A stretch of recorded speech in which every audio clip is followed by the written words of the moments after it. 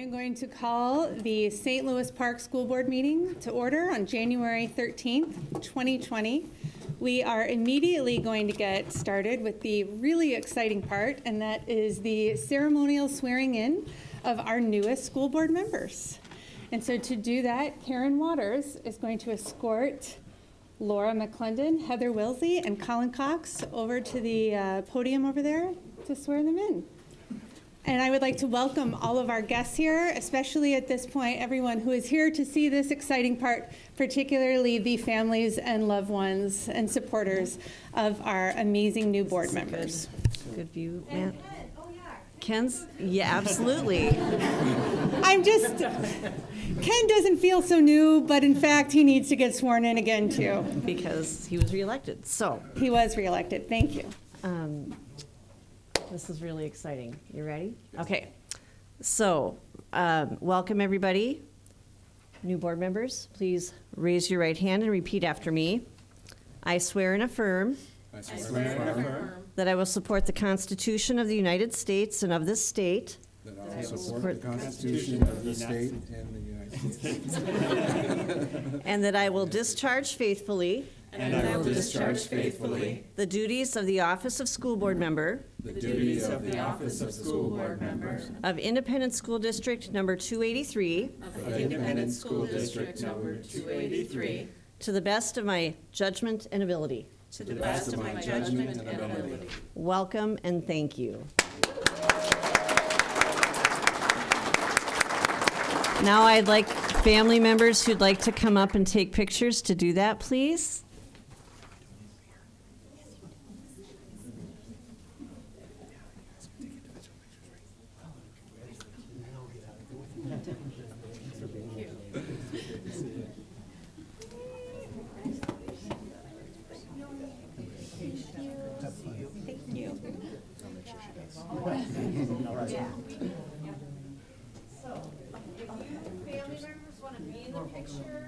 I'll take pictures.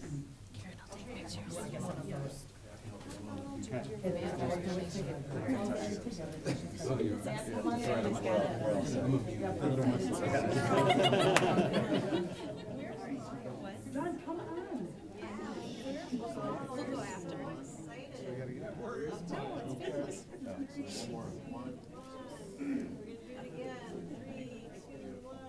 That works for you? Everyone? Oh, yeah. You don't know if you want. I'll send it to you. There it is. It's all right. All right. Would you like to go? Oh, I'm sorry. Do you want to do it right here? Am I here? This is perfect. 3, 2, okay. One more. 3, 2. Let's make sure it's to your. So I think Colin kind of got in the first one a little bit. He's such a photo bomber. The first one kind of, did you see that? Oh, what kind of? Did you want another one or? No, that was great. For being here. Appreciate it. So happy. Thank you so much.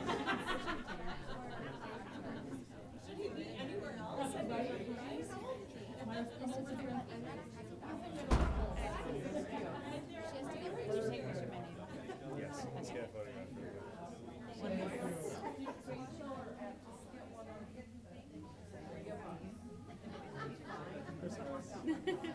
Okay. All right, now should we leave? You guys can go. Okay, one, two, three.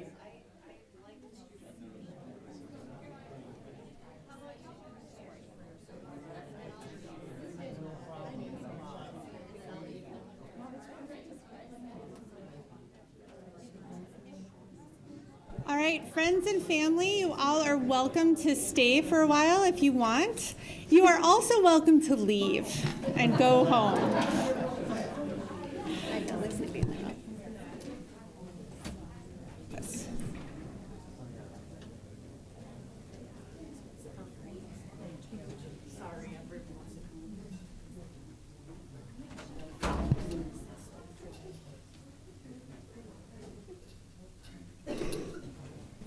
Okay, the next next thing that we have to do right away here is, since this is our very first board meeting of this newly elected board and of this new year, this is legally the meeting where we do organizational paperwork, so to speak. And the first task is the election of the 2020 school board officers. So, do we have any nominations for chair? I Ann, nominate Mary Tomback as chair. is there a second? Or do we do a motion first? So We- do the motion, and do the second, then we call more times for any other nominations. Okay. Board member Ann Casey nominated Mary Tomback to serve as board chair from January 13th, 2020 to January 11th, 2021. Is there any other nominations? Hearing none, is there a motion for Mary Tomback to be chair? Second is Ken. Second? Second. Okay, all in favor? Aye. Any opposed? No. Okay, that passes 7-0. Now I have to keep talking like it's official. Okay. Next, do we have any nominations for school board vice chair? I'd like to nominate Ann Casey as vice chair. Karen Waters has nominated Ann Casey as vice chair. Any other nominations for vice chair? Hearing none, any second? Or who would second that motion? I second that motion. All in favor of Ann Casey as vice chair? Say aye. Aye. Any opposed? No? Ann Casey is vice chair, 7-0. Next, the election of school board clerk. Are there any nominations for school board clerk? I nominate Karen Waters as clerk. Ken Morrison has nominated Karen Waters as clerk. Any other nominations for school board clerk? Hearing none, is there a second for Karen as clerk? Second. Ann seconds Karen as clerk. All in favor? Aye. Aye. Any opposed? No, passes 7-0. Karen is going to keep doing what she's doing as clerk. Finally, any nominations for school board treasurer? I'd like to nominate Ken Morrison as treasurer. Karen Waters nominates Ken Morrison as treasurer. Any other nominations for treasurer? Can anyone second the motion for Ken as treasurer? I'll second it. Colin has just seconded his first motion, everyone. All in favor of Ken as treasurer? Aye. Any opposed? No? All right. Ken is treasurer. All right, there you have it, our slate of school board officers for the next year. Now we get to move on to the meeting. It is recommended that the school board approve the agenda for January 13th, 2020. First, we will have the superintendent's report. Next, we will move on to our study session topics, which are elementary out-of-school time task force presentation, program review update for gifted and talented, curriculum review update for math, construction update and bid awards, school board compensation, school board liaisons and commissions, policy development, first reading of policy 640, acceleration of students. And then we have our consent agenda and our action agenda. I don't have to read those, right, Karen? Okay. In the action agenda, we will do the bid award board approval, polling places resolution, approval of 2020 school board compensation, 2020-2021 school board meeting dates, school board liaisons, and then communications and transmittals and adjournment. Is there a motion to approve the agenda as presented? Moved by Ann. Second? I second. Second by Heather for her first motion. Yay! All in favor? Aye. Any opposed? None. Passes 7-0. Okay. First up, we have our superintendent's report. Did that just for us. I appreciate that. Good evening, Chair Tomback, members of the board. This evening for my superintendent's report, I would like to highlight 3 informational items, and it just so happens that all 3 informational items that I'll be highlighting this evening are connected to our middle school. So I would first like to start off with sharing a recent experience that our middle schoolers had through RIM 5, and it was an interdisciplinary lesson in which our students got an opportunity to go to RIM 5, which is a local virtual reality laboratory here in St. Louis Park, and take their studies around about the country of Africa deeper through virtual reality. So I just wanted to take a moment to acknowledge the interdisciplinary lesson that our students did through IB, but also just acknowledging our partners here in St. Louis Park as they do a tremendous job creating opportunities for our students. The next middle school opportunity that I would like to just reference and acknowledge, and really I want to thank the 7 staff that took 83 8th graders, right? I'll say that one more time. I want to acknowledge the 7 staff that took 83 8th graders this past weekend to sunny Jacksonville, Florida. And Mr. Douglas Carnes, our choir teacher at the middle school, was extremely proud of all of the middle schoolers and the work that they did down in Florida. They were the only middle school choir at the Barbershop Harmony Festival, and they did a tremendous job. So when you see Mr. Carnes and our 8th graders, please congratulate them.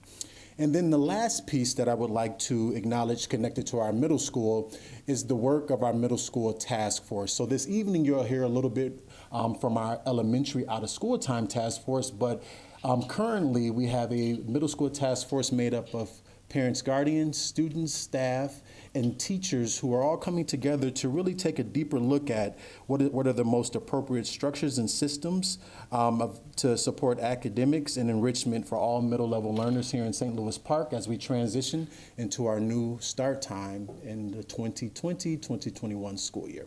And that concludes my report for this evening. Thank you, Superintendent Osai. Okay, first up is the elementary out-of-school time task force presentation. Once again, Superintendent Osai. Good evening, Chair Tomback, members of the board. Just changing locations. What I would like to do first before I begin is I would like to invite several of the members of the Out of School Time Task Force that are here this evening, because they're going to help me share information about the experience that we had together earlier this fall. But I also want to acknowledge all of the other members who are not here tonight. I never take for granted the amount of time, the commitment and energy that our staff, our students, and our community put into projects here in St. Louis Park Public Schools. And it just reminds me of the commitment that everyone in our community has to ensure that our schools are exceptional. So at this time, I would like to invite up Amanda and Marco Munoz. I would like to invite up Kate McDonald, Allison D. Camillus, Clarence Pollock, Lisa Green, and these members this evening, along with myself, are just going to take a few minutes of time to share about all of the tremendous work that occurred over a several-month period this fall. So as I mentioned earlier in my superintendent's report, similar to the work of the middle school task force, our task force was charged with creating a more robust menu of out-of-school time options to meet the overall academic and social-emotional developmental needs of all K-5 students and families. We have a tremendous opportunity with the change in start time during the 2021 school year, as our elementary schools will be getting out much earlier than they have in the past, which really allows for tremendous learning opportunities for our students after school. And the people that you see in front of you, along with several other people, came together to really create a design that we believe is going to meet the needs of our students. And this is just a picture of the members of the team. And as you can see from their smiling faces, and they weren't just smiling for the pictures, even though we were engaged in very robust and sometimes very strenuous conversation, one of the things that really kept us focused throughout the whole process was our desire to make sure that we were creating opportunities for students that truly met their needs, not only academically, but socially and emotionally as well. And at this time, I'm going to invite up Amanda and Marco, who are going to talk a little bit about the process overview. And you know what, Marco? Marco, you going first, or? And so I just want to say this before he starts. So Marco was just one of a couple of students that participated in this process, and certainly he was a powerhouse throughout the whole thing, and I'm hoping that you see that tonight as he shares a little bit about his experience. And Marco, what grade are you in, and which school do you go to? Well, I mean, I'm actually in middle school, so I go to the middle school. What was your elementary? Oh, my elementary school was Aquila, yeah. Aquila Elementary School. And we're going to be talking about the challenges and the highlights, yep. So some challenges that I had were focusing, because sometimes some things were less interesting than other things.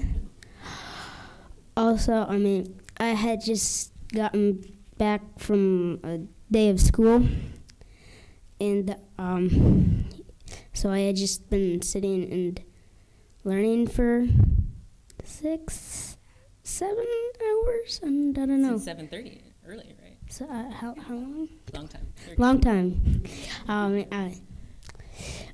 Some good things I had was I liked that the adults listened to my opinions.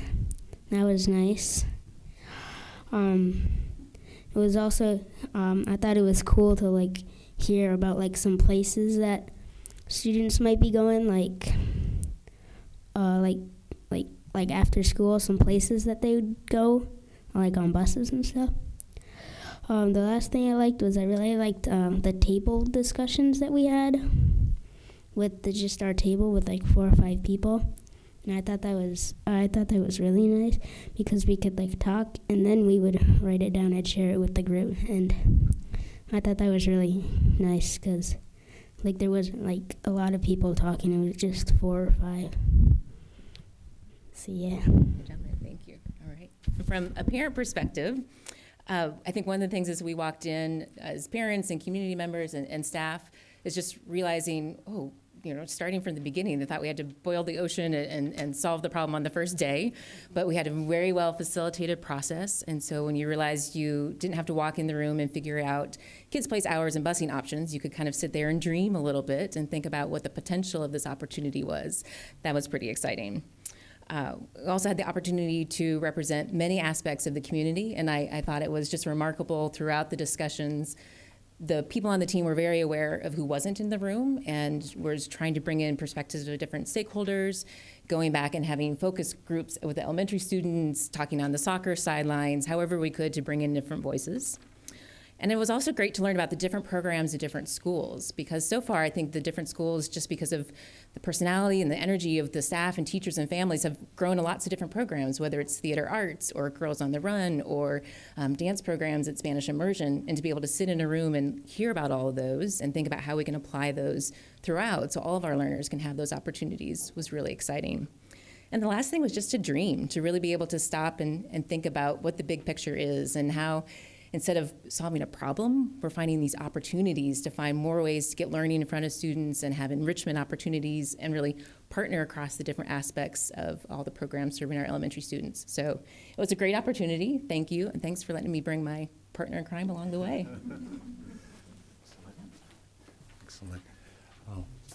Thank you, Marco and Amanda. And I just wanted to briefly highlight the process that we used. And you heard Amanda refer to it, just mentioning that it was certainly facilitated in a manner that allowed for deep reflection and fully understanding the current reality that we were facing. And what I appreciated most, and you heard Amanda a couple of times use this word dream. What I appreciated most throughout the entire process is that the task force members didn't allow confines of our current reality to limit the consideration of new ideas. So they really leaned into one of our strategic plan delimiters, not allowing any past practice to limit the consideration of new ideas. And I'm hoping what you'll see once we get to the part in the presentation that outlines the framework for which we'll be facilitating out of school time at the elementary level, you'll see some of that come through. So at this time, I'm going to invite Kate. I'm going to do a little bit more you are. process. Yep. I'm sorry. See, this is what happens when you give me a mic. You like to talk, don't you? My name is Kate McDonald. I teach third grade at Susan Lindgren. I was not the only teacher on the task force, but the only one who was also working in the district. I think there were a couple of other parents who are participating, and they have a background in education. So as far as the process goes, we had 4 main meetings, and you can see the process outlined on the slide. But for me, what I appreciated from a teacher perspective is the planning that went into it. Anytime there's planful intentionality, I appreciate it. I know that's what I do with my students every day. So I never felt as though the time was wasted. I felt like we were really working together towards our common goal the whole time. The first meeting, we really sat down to kind of figure out who all we were on the group and make sure that we all had the same amount of, or the same set of background knowledge and information. What I appreciated from the outset was that it was not just staff members, district office staff, but there were teachers, there were students, there were parents, and there were representatives from all 4 elementary buildings. There wasn't a single building that wasn't equally represented in terms of having a perspective or input on the process. The next meeting, we spent really reflecting and sharing the different perspectives, analyzing survey results that were done in early fall 2009 to learn. And then the part that I also appreciated as a teacher was we really dug into what does best practice say about out of school time and students. And yeah, there are best practices for this. I didn't know going in, but I'm not surprised. IgniteMinnesota.org or IgniteAfterSchool.org is a place where you can get some more information about that. And having lived in St. Louis Park for a very long time, I was also happy to see that a lot of what was stated in those best practices we already have in place thanks to Children's First here in St. Louis Park. So there was a lot of alignment there, and I appreciated that. The next part was generating options, but before we did that, there was a smaller group that actually went and met with Edina, the gal who's heading up the after-school programs in Edina. And I think that for me, hearing where they're at in the process, knowing that their board had approved the early start or the change in start times, and they really in the spring and didn't take a year to figure out how it was all going to work, and had to really kind of jump into it, made me ever so much more grateful that we took the time to be intentional about this and making sure that we were going to get it right, knowing that we wouldn't maybe get it right the first try, but at least have the time to be able to think about it. So I also appreciated that. And then finally, our last meeting was really wrapping everything together and coming together as sites and really feeling, trying to figure out what each site could offer within a framework that would work for all students, whether they were walkers to school, busers to school from the community, or from outside of the community as well. So I appreciated all of those things along the way. Yeah.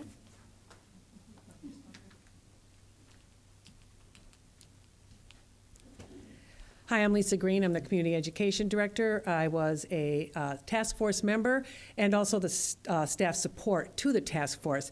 And before I go into the timeline, I just want to say, too, based on like what Kate said about us taking this time, because what has happened in other school districts is that the decision was made, and then like basically 5 months later, you're starting the new times, and then it was kind of all left on the community ed and their child care programs to just just make this happen, and that resulted in like lots of and still results in waiting lists and that kind of thing. So given this time and being able to do this right and having this task force has been a really amazing thing that we've been able to do, and we're thinking we're doing it right. So when other districts make this change, they're going to look to St. Louis Park to see how to do it right. But actually, that's not what I'm here to talk about. I was supposed to talk about the timeline. So we started in August. We started advertising or communicating out to get people to come onto our task force. Given that there's no school yet, it was a little bit more difficult. I was actually a little worried about that, but by the beginning of September, we had 42 people, I think, that had signed on to be on this task force, and a good representative of different schools and things. So we had our first meeting on September 16th. And then we would have like about 3 to 4 weeks in between meetings. And what would happen in between the meetings is the task force would ask tons of questions. I mean, lots and lots of questions would be generated from the meetings. And I was the point person on that to get all those questions answered, as many as we possibly could, so that they could, and then get that information back out to the task force. So they could be prepared when we had our next task force meeting to just get in and start doing the work. So we did that, and then in November, that's when we went out and got additional information from Thought Exchange. We went to the schools and talked to the students at the schools to see what they would be interested. So then by December 2nd, the task force was able to give us a nice array of options to choose from. And like I will echo too what other people have said. It's kind of amazing, this process, that you think like, wow, how are we going to get this done? And just through the process, we do it, and it's pretty amazing. And is Clarence next? Okay.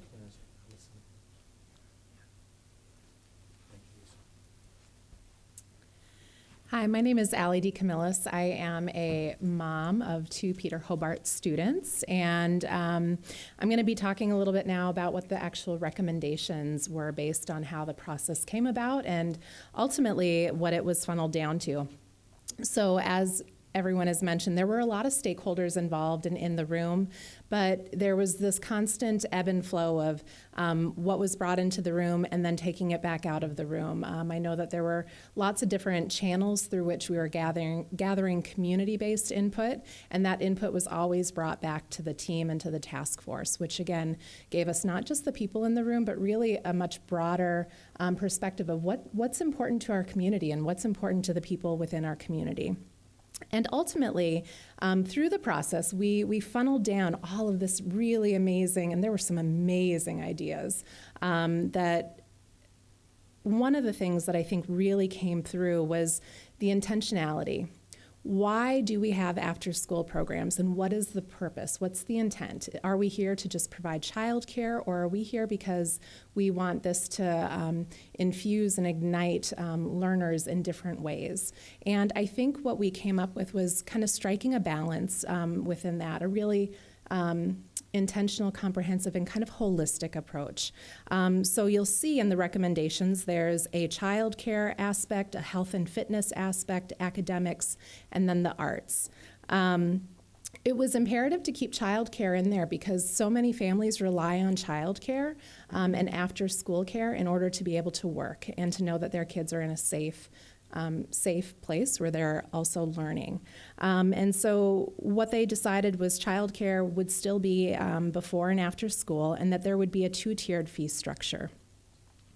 For health and fitness, again, through the different community channels, especially engaging additional parents and students, there was a lot more about how can we build skills within sports.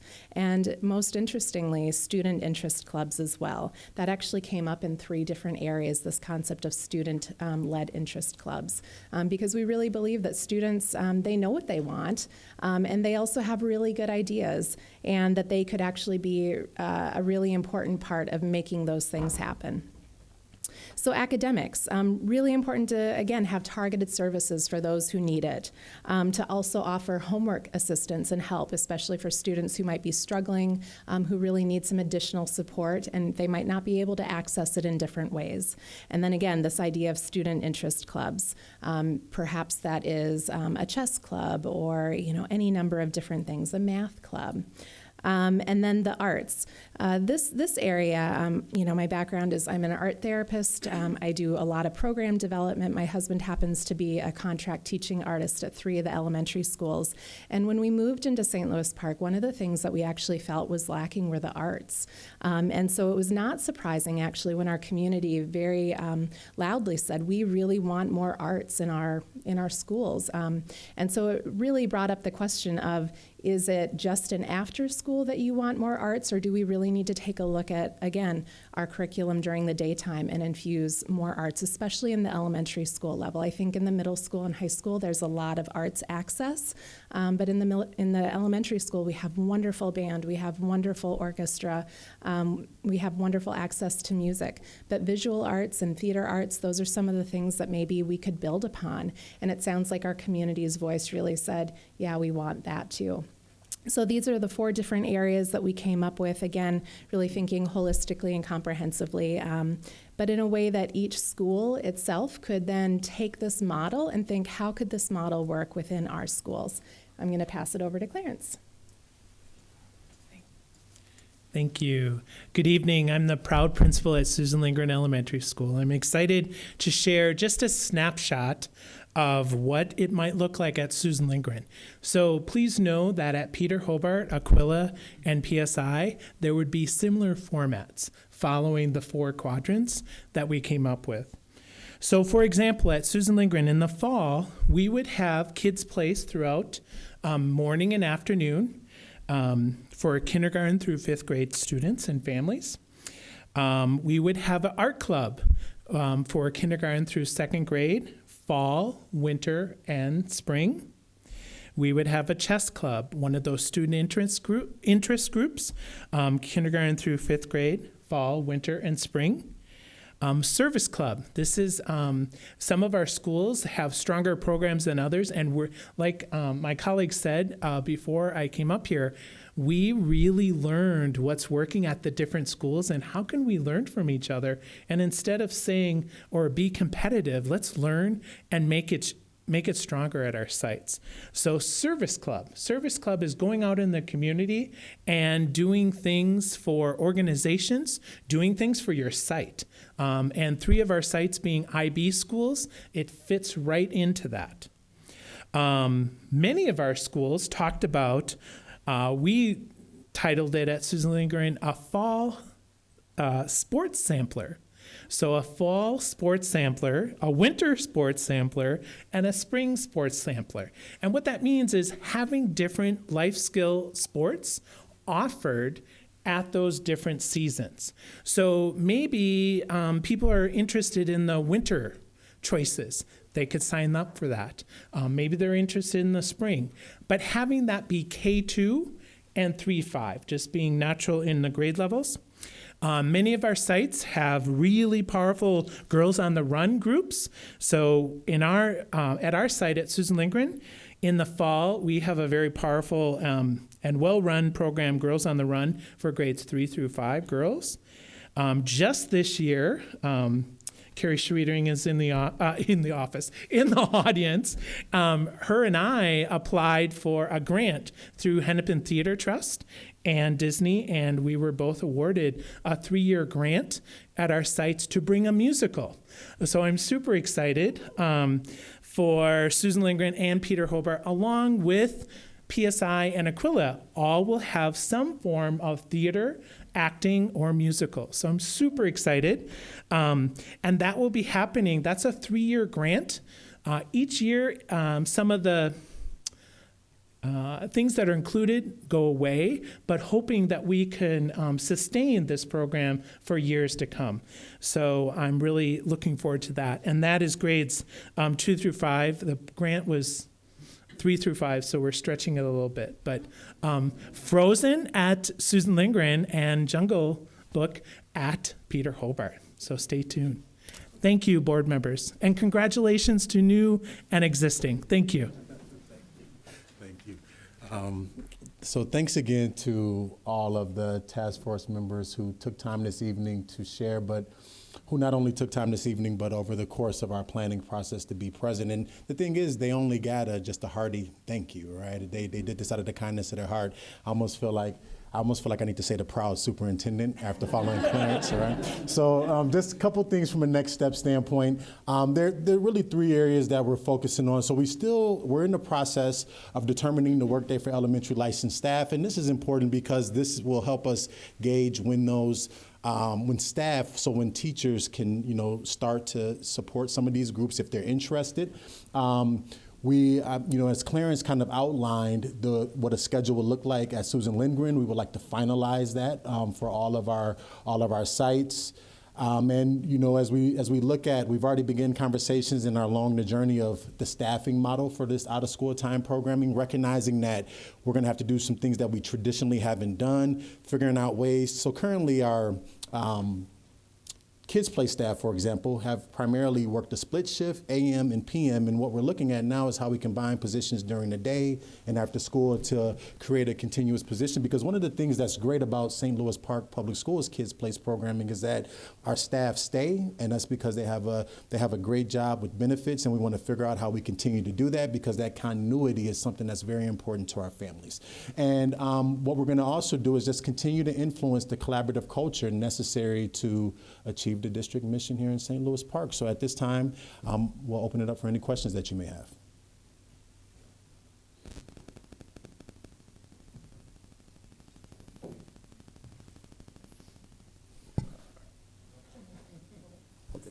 All right. Thank you. I don't really have a question as much as I just wanted to say thank you for really an articulate presentation by everybody up there. It's really great to hear all the different things that people had to say, and from such a wide array of people. And particularly, one of the things that I was going to comment on is I know that this talks a lot about what we're thinking about in terms of activities, but we are doing a lot of activities currently, and I got the update from Peter Hobart and saw all the list of after-school activities and out-of-school time activities, and it's a pretty robust list. So I know that we're already doing a lot of things, and this seems really great. Thank you. Mm-hmm. Thank you. I would echo Colin's thanks to everybody. Thank you for serving, and I love the framework. I don't know if we want to show it back up again, but that really, I feel it really addresses a lot of the, most of the concerns that we saw coming through the process last year, and then the thought exchange that happened again this fall. I feel like this really sort of encapsulates the bulk of those, especially I think the two-tiered fee structure for Kids Play. So my question is sort of more of a confirmation. So for parents who are currently using Kids Place or are thinking about using Kids Place next year, what they can expect is about the same hours of coverage as we have right now. Yes. The school day will be at different times, but they will have the same sort of beginning and end time for their work schedules available, and that there will be a two-tier fee structure for after-school care. Correct. This is really, really good. Thank you for doing this work. I was a bit skeptical earlier, and I was on the side of let's just go do it and figure it out later. But I am glad that you guys were able to go and do this work. It's fantastic work that you've done. I'm wondering on that, well, we can talk about that. I'm wondering, being the new finance person, or treasurer, thank you, would the organization be looking towards the district to help mitigate some of the costs and that sliding fee, or how is that sliding fee going to work? Are you guys going to do that at a later date? Yeah, so I can, I'll let you. Well, yeah, I'll explain first. It's not really a sliding fee. A sliding fee, the way I see it, is sliding fee is it's based on income. This is just a two-tiered system in that if you need it till 4:30, you pay only till 4:30, and then if you need it to 6, you pay a little bit extra to stay till 6. So that's what that means. No, we're not looking to the district to subsidize that, although that'd be nice, but but we're not. And for people who need assistance, there is the Hennepin County Child Care Assistance. And then the other question would be, some of these things would be really great for students to be part of, even though don't need the child care. Would they have a way of joining, let's say, the sports or the theater after school program? Yeah, absolutely. So of all of the things that you heard mentioned, there'll be a combination of options that will be free to students. There'll be some that will go through our normal community ed channels, through youth development, so on and so forth. But we really work to try to create a wide range of options for families to access through this process. Along those lines, what about transportation options? Absolutely. So one of the things that as a committee we talked about transportation and recognizing that now that our elementary is on the first tier that we would potentially have an opportunity, recognizing that a lot of these programs that we were talking about in that Clarence reference would most likely end at about 4:30. So one of the things as we continue to work through the middle school task force work and think about what's happening at our high school, we're going to find a way to make transportation one of the options that are available to families if they want to access this programming. All right. All right. Well, thank you again, all of you who came tonight and the rest of the committee members. And, Marco, you did such a great job here. Yes, We have lots of other committees and task forces that we could use your help with. I'm already thinking about strategic plan, core planning committee. For I Marco, think that right? would be fantastic. Yeah, absolutely. And before I go, I just want to acknowledge Flower Katrina, our the superintendent and school board executive assistant. She did a lion's share. There's so many details in organization, so much organization that's required a part of these processes, and she did a tremendous job along with Lisa. Lisa is retiring at the end of the school year, and unlike some people, as they're retiring and they kind of go out on an easy note, she's been working extremely hard to ensure that our students and families have an amazing out of school time program. So I just wanted to acknowledge the both of those people. Yep. Thank you.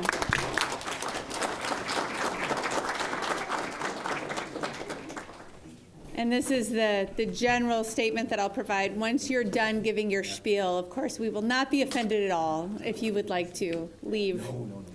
You are welcome to stay through the rest of the riveting conversations we are preparing to have. So next up, we have the program review update from our gifted and talented team. And Dr. Duffy, Director of Curriculum Instruction, is going to start the lead on that. Good evening, Chair Tombeck, Superintendent Osai, and members of the board. It is my pleasure to be here tonight. I am thankful and just very excited to introduce our gifted and talented program design team. Before I do that, though, for the sake of those who are new to the board, and just as a reminder for those who have been here before, I want to do just a brief overview of how we got to this point and to give you where we are in the context of our review process. So, our mission states that we want to create a nurturing environment that energizes and enhances the spirit. And although we think of students first when we think of that mission, we have also tried to create programming that develops the leadership of our staff and also energizes and enhances their spirit as they go through processes to better their classroom and program experiences for kids. The state of Minnesota requires that we do regular reviews of our curriculum over the course of a time period that is laid out by the state. However, we wanted to move from compliance to transformation and ensure that the work that we were doing would be something that would bring lasting and sustainable change for our system. So with that said, we have developed a system here in St. Louis Park that started when 3 groups of teachers and staff members came together last April to look at our math curriculum, our world language and cultures curriculum, and our gifted and talented programming. Very intentionally looking at those programs and starting with those just 8 months ago. And at that time, we introduced a 3-phase process for reviewing our curriculum, our instruction, and our collaborative planning among our staff. And the first phase really looks at staff who are leading this process, teachers within their departments, really learning and looking inward at who they are, what their practices are, how conscious they are of what their students need, and also of how they are collaborating and how healthy their collaboration is within and outside, and their interdepartment and intra-department collaboration as well. The second phase really gets into looking at scholarly research as well as exemplars at the regional, state, and national and even international levels, but also looking and examining our curriculum and our practices to ensure that past practices that we've been doing, we're not just doing them because it's always been the way we've done things here, but actually that there are things that we are doing because we believe it's the right thing to do for kids. And the third phase is about really looking forward to building a plan and a system that will last beyond any of us, one that will last for eternity. And this transformation plan is done very intentionally and systemically with an anti-racist lens, coming from a belief that we cannot eliminate systemic racism without having an equal anti-racist systemic response. So with that said, we have looked at all of our curriculum reviews, our curricular programs. There are 11 of them throughout the district. And that has been something that's been happening in St. Louis Park for a long time. We even have a review to look at that, I think, that dates back to the 1960s or 50s. However, we had not had a regular timeline for looking at reviewing some of our programs that were not curricular programs. For instance, our Gifted and Talented program and our multilingual program or our BAR program. And what we laid out was a calendar that over the next 8 years will review 24 different curricular or student programs within the district. In doing that, we wanted to lean into democratic values and the idea of having two teams that would work side by side to ensure that we were getting multiple stakeholders in on the process, but also to have a small enough but diverse enough group of teachers who could nimbly move us through these three phases. So one group is our consulting team, which involves multiple stakeholders, and they provide input and perspectives, trying to strengthen and sustain collaboration within their area. The design teams, two of which you will meet tonight, are teacher leaders and decision makers who then help communicate and develop the process to transform the program. And they receive guidance from our principals as well as from our teaching and learning team, which consists of members of our superintendent's cabinet. So I share all of this with you because our Gifted and Talented program team, I think, is in a very unique position. They're pioneers in this work because unlike a curriculum review, which we may be used to doing, they are reviewing a program, Gifted and Talented, which we've actually expanded in the title to looking at gifted and talented and enrichment programming, that often in St. Louis Park has really worked with a small number of students relative to our student population. However, when we think of gifted and talented programming, there are very large emotions and feelings that are associated with it across staff and parents and communities, and even with our children.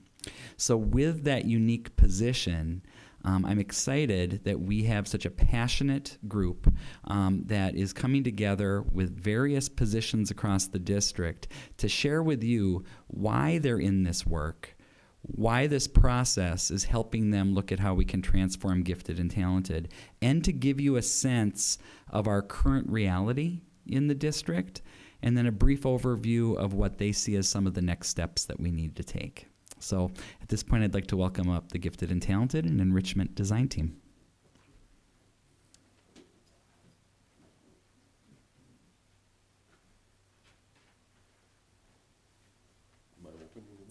Great. Good evening. I'm Al Wahutka. I am the gifted counselor or the gifted ideal. I work with the gifted population at the high school, 9 through 12. And what we wanted to do, we had our presentation set, and we thought one of the things that was so important to us all was that you understand, or at least we share our why we're involved in this. First off, it's one of those things that it's the first time in my 30 some odd years of being in St. Louis Park that I finally felt that I was allowed to really engage in something and be a stakeholder with purpose. And so it's really been a cool thing, because I think I was empowered to do this. And that was really nice to have that feel that the trust was within the 5 of us to do this work. As far as sharing my why personally, I began this work at the high school 2 years ago. I think, Tor, is that right? 2 years ago that I started? Yeah.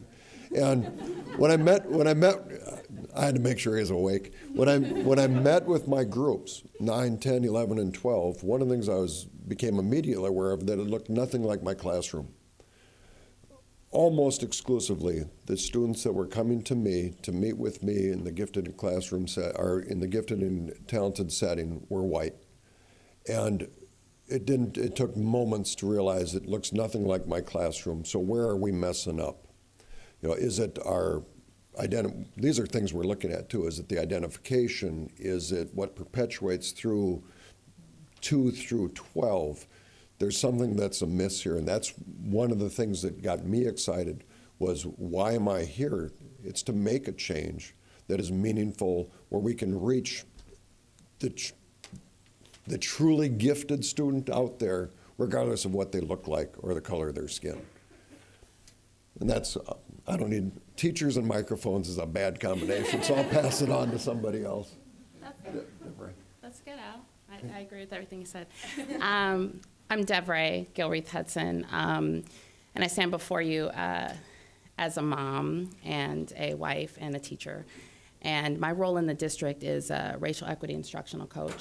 And so I kind of struggled with if this was my calling to be a part of this, if I'm being honest. My experience is from many years in the classroom, upper elementary, with an arts focus. And I'm not currently in the classroom, so I kind of struggled, like, do I have a space? Is my voice really matter in this team?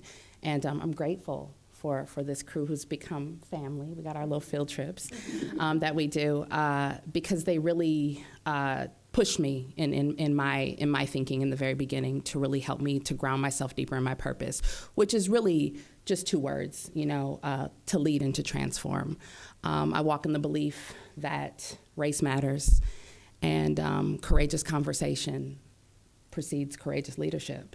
And so we really need to begin to look at the practices that we're doing in this district so we can show up truly for all kids and energize and enhance everyone's spirit. And so I just walk in that belief. I am constantly looking for people to join me in that belief and take equity breaths with me as we fight this fight together. So I'm grateful. I'm always standing in a space of gratitude where my voice and my truth can be open in the space and you can hold it and do the work with me. So thank you. Good evening. My name is Megan Malone, and I am a 2nd grade teacher at Peter Hobart. I am not a fan of the microphone. I'm actually picturing you all as 7 and 8-year-olds. That's kind of my wheelhouse and comfort. So if you could turn and talk to your neighbor or get up and go to the bathroom, I'd be a lot more comfortable. My choice to apply for the design team really comes from my heart. In my 15 years of teaching in St. Louis Park, I have noticed a pattern that's deeply disturbing. Research says that achievement follows from opportunities, and our district has a practice of tracking that denies a range of opportunities to large numbers of our students.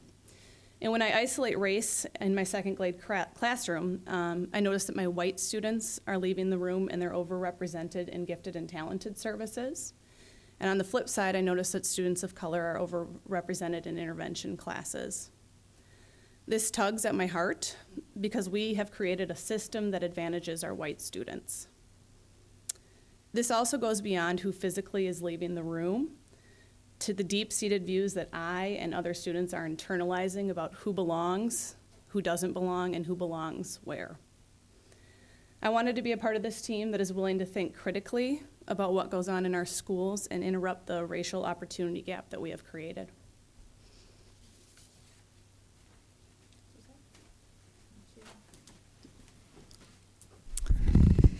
Good evening. My name is Anne Lalonde Locks, and I am a teacher at Peter Hobart. I am the new International Baccalaureate Coordinator, and for the previous 5 years, I was elementary gifted and talented educator, and I loved my job as a teacher in gifted and talented. I enjoyed all the pieces of it, and my students.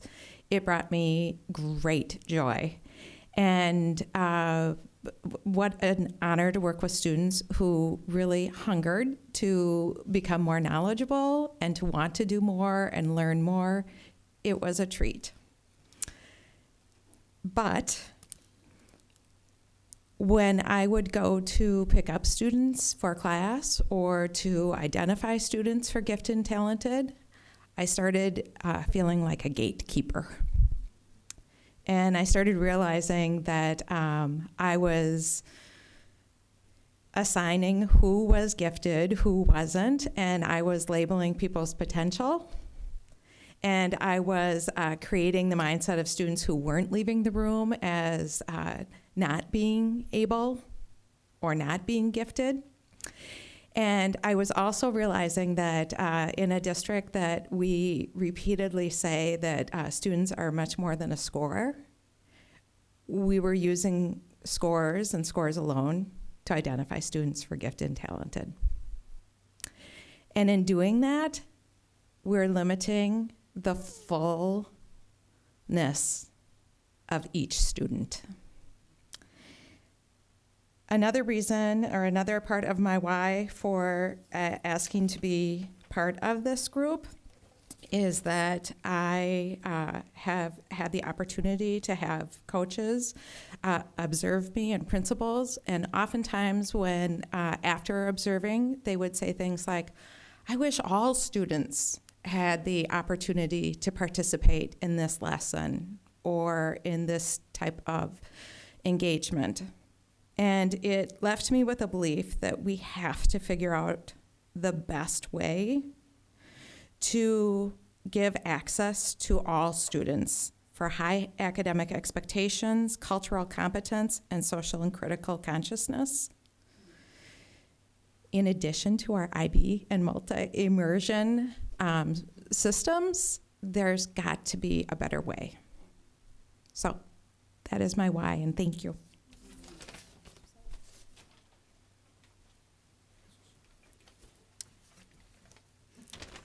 My name is Kelly Etienne. I've spent my entire career teaching here in St. Louis Park.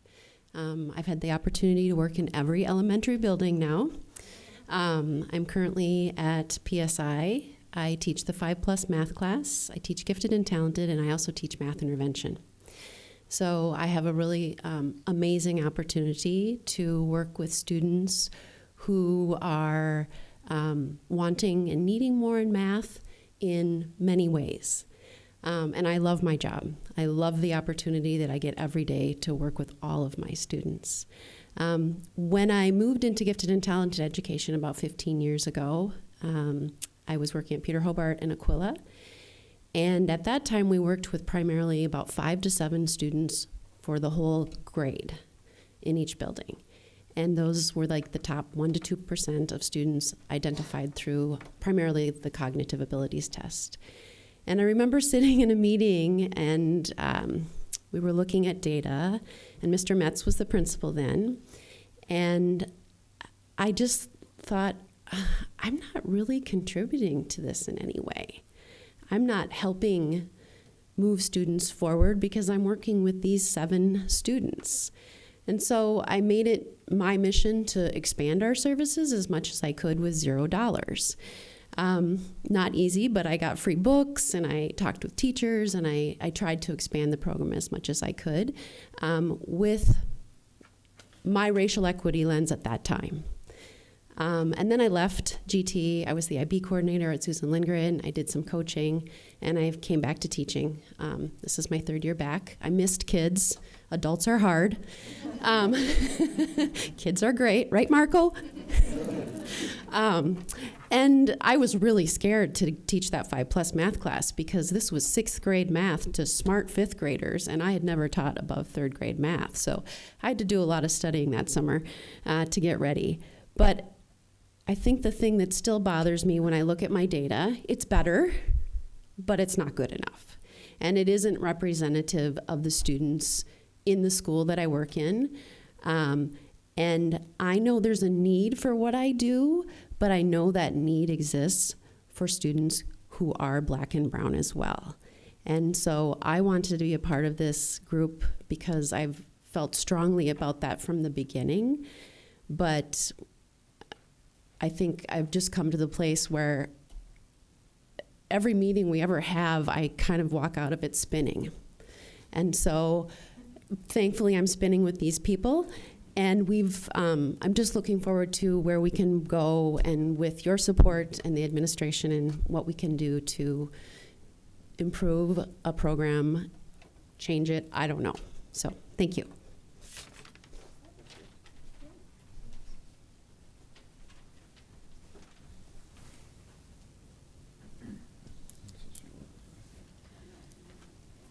When we started this work, we wanted to come up with a collective set of beliefs or our purpose. And this has gone through a number of drafts and word changes. So please realize that it is still in progress. And I know it's a really long run-on sentence, but be patient with us. Grounded in our belief that all students should have opportunities to apply, develop, and cultivate their brilliance, and have it recognized and acknowledged, it will be necessary to develop and support the will, skill, knowledge, and capacity of staff to recognize and disrupt the racial predictability of GT, enrichment, and advanced classes.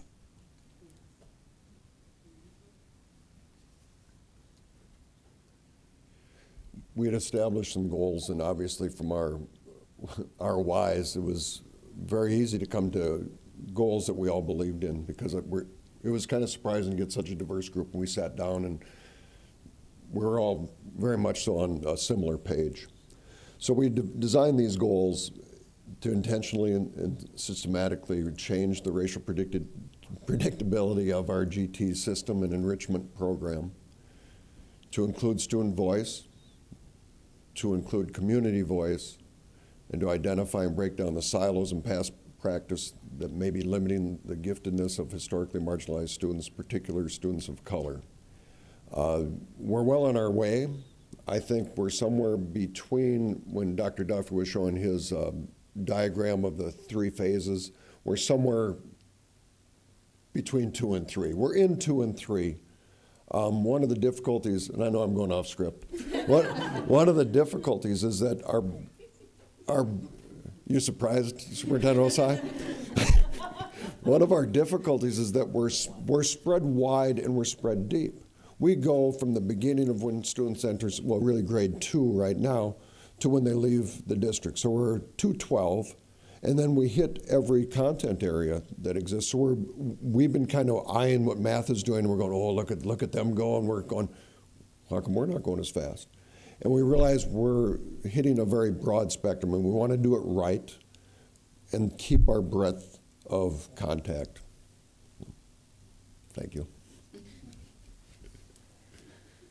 Before this evening's meeting, we supplied to the board some of the demographics of our current. So as part of our work, we've looked at the past of gifted and talented in St. Louis Park, and we've also looked at the current reality. And so in addition to the demographics, you should have received some information about the current programming at our elementary sites, which is uniform between the 4 elementaries, what it looks like at the middle school and at the high school.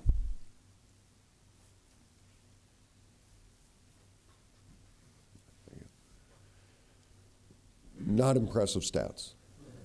One great thing about this is that we're putting it out there, where I think we've put it in the shadow for a very long time, because no one's asked, no one's pushed. And it's really a relief to put that out there. It's embarrassing to put that out there, but it's a relief to put that out there, that now we have a starting point from which to grow. And it's, you look at those stats and you go, well, it's an uphill battle. Yeah, why not?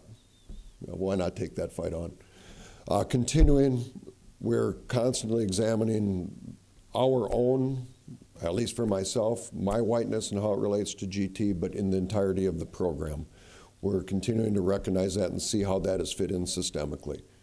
We recognize that the identification tools that we use are standardized, which typically does not bring about the best representation. We're looking to identify how to best grow our capacity to really focus not on a select few, but really let our work spread out so we're looking at all students' brilliance, wherever that may be. But let's see if we can't get that from every student that walks in the schools in St. Louis Park School District.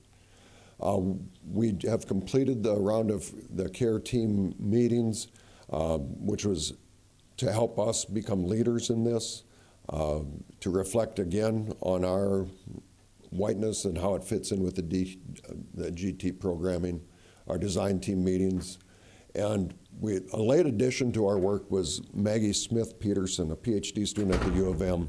She gave a very short presentation that I'm hoping you get to share in, because it was pretty remarkable. It energized us and deflated us all at the same time. Because what she was saying was, well, this is not statistically really promising, and this has not been statistically real promising. And we kind of asked, well, what is statistically promising? And that's kind of, we're left in silence at that point in time. But she is a great mind on this, has dug into this for many, many years. Her path to become a PhD candidate is really something we're excited to dig into more. Can I just, something that isn't on a slide, oh, whoops, sorry.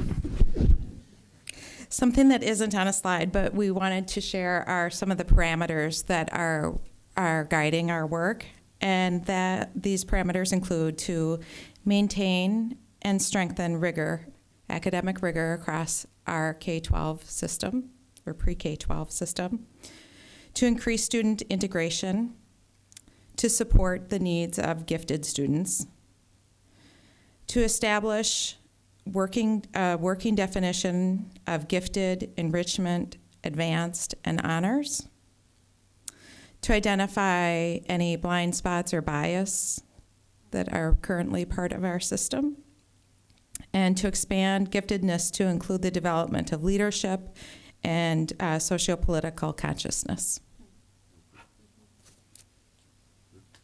You can hit the last slide, we'll all handle. And these three are welcome to take any questions. You're welcome to ask them. Who wants to talk first? Thank you. Thank you for a bold presentation and really taking on, it sounded very therapeutic talking through some of this. So it sounds very much like it's kind of almost a support group at this point. But it's obvious that you guys are really thinking about things and thinking this through, and like you said, kind of airing it out and being really quite honest about things. This is maybe a minute question, but I'm wondering, as we just talked about the out-of-school time stuff, if there's some opportunities with that. I think sometimes that there might be some time to work with students in that time, especially if they have other limitations in their resources or have other challenges during the day, and that might be an opportunity. And also maybe identifying some of the skills and talents, because sometimes we see those things come out in things that aren't necessarily in the classroom too. Right. So I don't know if anybody started to think about that at all, but just an idea. As a matter of fact, actually when that schematic was up there, I looked and I thought, boy, a lot of these things fit with our work. Now no plan came to mind. I'm relying on their greatness to do that. But yeah, I agree with you. Hashtag greatness.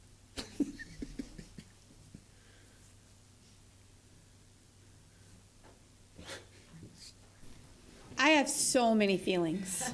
so many feelings. I will first say I love it when we have, and I think I said this to the math team too, when we have our teachers and our educators come up and so honestly say we're messing up, we're doing this wrong, we have so much work to do. I am so grateful for your vulnerability. And I'll just say, and Kelly, in answer to your comment, I don't want to speak for the whole board here, but I think maybe I can. You have our support. You have our complete and utter support, gratitude, and appreciation for what you have done to this point and everything you are going to continue to do on behalf of all of our students. I can say, as a mother of 2 white children who have received gifted and talented services, and one mother of a child of color who has received intervention services, I loathe the name GT. And I want to go on record as saying that. I appreciate that that's the context that we're working within, so that's just the terminology we're using now. But I hate that phrase so much, not just for what it can create in the mindset of the students who are being pulled out, but what it is telling all the students who are not being pulled out, regardless of what the color of their skin is. And I would also, as you all were talking, it was occurring to me that intervention is actually what you're doing in GT2. It's all intervention.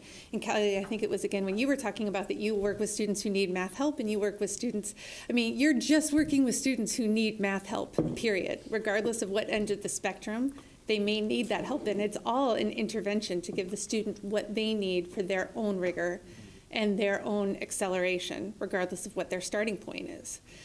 So I am going to comment so many more. I'm almost shaking. I will comment so many more times in the course of your work, but I just cannot thank you enough for taking this on with such courage and honesty. So. Thank you.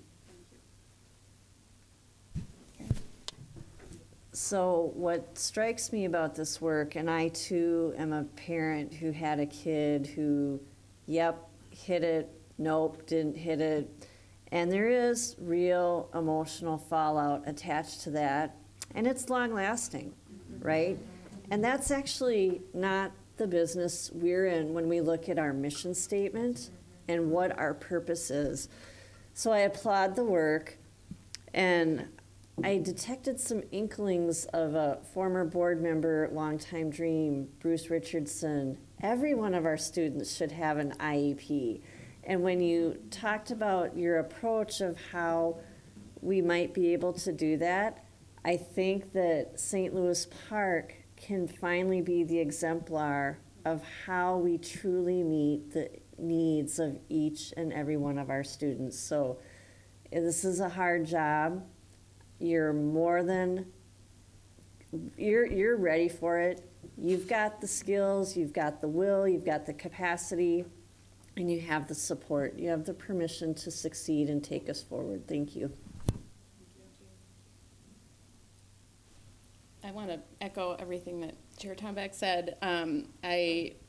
I just want to thank you all so much. I think this is, with all due respect to some of the other teams who are here and doing amazing things, like this is one of the hardest things. This is the really, really hard work. And I was, earlier today, I was getting ready for this meeting tonight, and I was reading through your presentation and really trying to reflect and think about what my reaction to it. I'd like to sort of plan out. What do I think about this? And I had a lot of thoughts and a lot of feelings, and then really I literally copied I copied our mission statement and our core values into what my thinking was. I thought this is really this isn't just like you guys coming in saying like we're going to do something different.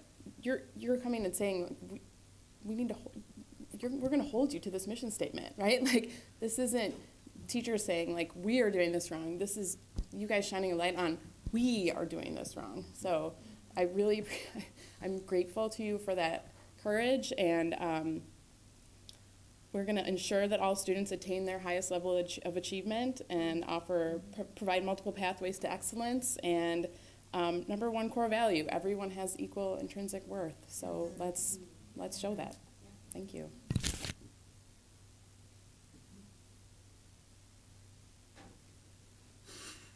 All right. I guess you.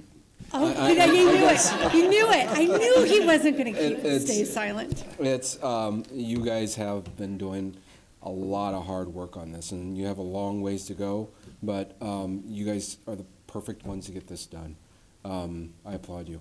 It's something that's been bothering me for a long time, and it's something that we really need to take care of in this district. So thank you. Bravo, everybody. Godspeed. Thank you. Thank you.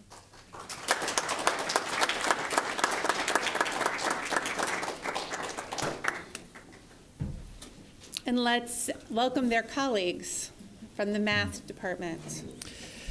So I've got to say my heart is so full. I'm so proud of this team. And, they referred to themselves humbly multiple times as a group. And I just want to point out, I've seen a group of 5 individuals who had passion around this work develop very clearly over the past few months into a team. And I have the utmost respect, but also the utmost trust in this team to help move us forward in what is very difficult work. There's also an intersection between their work. Nothing happens in an organization in isolation. In fact, one of the things they named was breaking down some of the silos. And the next team that is going to come up, we have 3 representatives from our math design team. This is their 3rd visit here this school year. They have been very busy. And unlike our gifted and talented program, every teacher from early childhood through 5th grade is a teacher of math. We have every child systemically put into math programming throughout the entire district. There's really nothing that is more systemically embedded than our math program.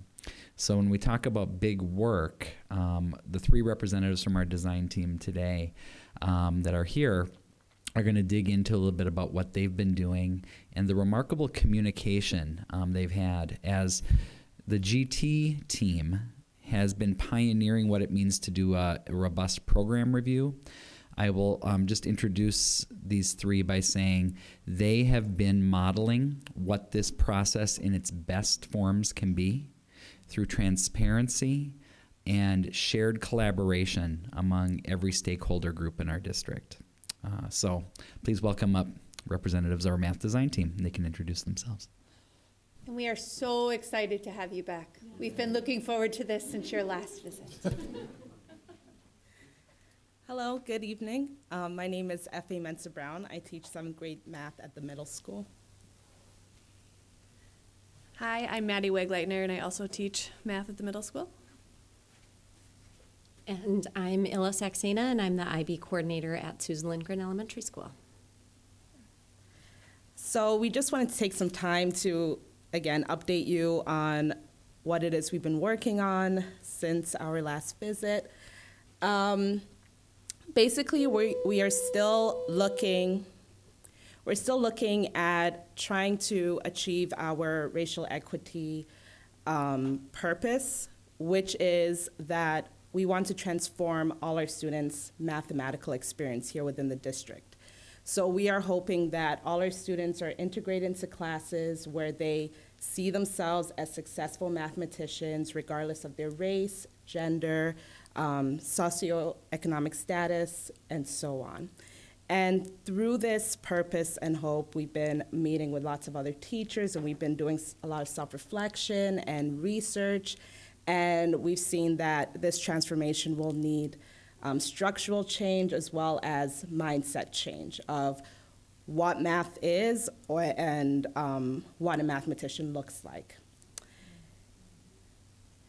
And so as we've been working, we have been visiting all the elementary schools, middle school, high school, spreading this word, communicating what we've been looking at in our research, and what we've been thinking of in terms of any changes or structural or mindset changes. We've created little one-pager flyers that other staff have obtained and some parents to communicate this information. And we've also been communicating with the site council last week about one of our changes that we are currently implementing at the middle school. So to just talk more about this first structural change, which is just on the middle school, through our research, we did see that there did need to be some change that needed to be done.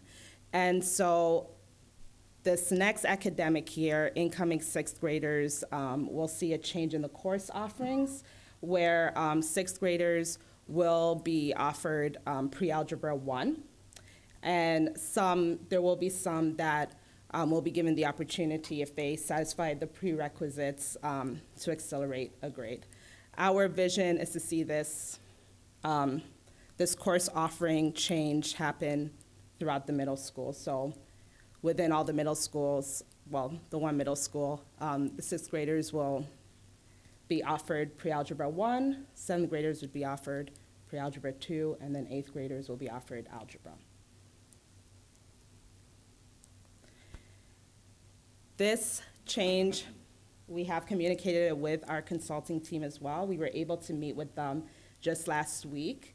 And during this time, our goal was to share these thoughts and ideas and also to come up with effective teaching practices as we move towards these changes, structural and mindset changes. This was a really powerful time as well because we had the opportunity of hearing from a group of high school students during this time. They came ready to share. I believe they were only aware that they were going to be sharing with us that morning, and so it was actually very awesome hearing what they had to say. They were very honest, and for me, some of the takeaways that I heard from them was a push for teachers to push them to keep trying, to leave them feeling empowered as mathematicians, to care about what it is we're doing, and not treat this as just a job that we're getting paid for, but something that we truly want to come and do and we enjoy every single day. So that was very powerful to hear them, as some of them even got emotional sharing their experiences in math classes here in the district. So we took those things and used them to discuss, all right, what do we as teachers, what do we want to offer in our classrooms? What are our beliefs when it comes to how we want to teach our students and how we want them to learn in our classrooms? To create sort of our foundation to help guide us as we continue with our changes. Some of our next steps as a design team, we are planning on meeting again later this week to put together everything we heard during the consulting team and also look at how these changes would look like in the elementary schools and also in the high schools, because currently the change is just focusing mainly in the middle school. So yeah, thank you. Any questions? So, thank you. I appreciate that. So, it sounds like you're having a pre-algebra 6, pre-algebra 7, and then you have algebra 8. Does that still align them to be prepared for their first year in 9th grade? Yes. So these structural changes will not affect anything that they will experience in high school. It will prepare them more for their high school mathematical experiences. By giving them a stronger foundation when they Yes. go into that. Okay, great. So currently at the middle school, we have a system of your standard level 6th grade math, and if you're behind as a 6th grader, your second scoop or math pie. How is that going to be adjusted or realigned? That's one question. And then it strikes me as an IB school, we have an opportunity to do some transdisciplinary projects with math, and how are those conversations happening, or are those upcoming? Yes. Great question about the second scoop of math for our students who are not currently achieving, or what we are seeing based on test scores not currently achieving. That has been a question that we have been asking ourselves, that we are still looking at. So for next year, there's not going to be any change to our current structure with our math intervention program, but it is definitely something we are grappling with, looking at, researching, and wondering, even when it comes down to identifying those students as well. And then your other question around IB and our opportunities there. For a long time when it comes to planning interdisciplinary units, math has just been off the table from that because of our different classes and the tracking and then being on different pages. But just this past year, we said, well, now we have this opportunity to do so. And we have, over the summer, attended some trainings about how we can plan for our interdisciplinary units with science. And I don't remember what the other one was that we looked at. So we know that that's an opportunity that we're hoping to capitalize on. And in addition to that, we're hoping to bring in some more ideas of teaming too. So we can have a team of teachers share students, we can better support them that way.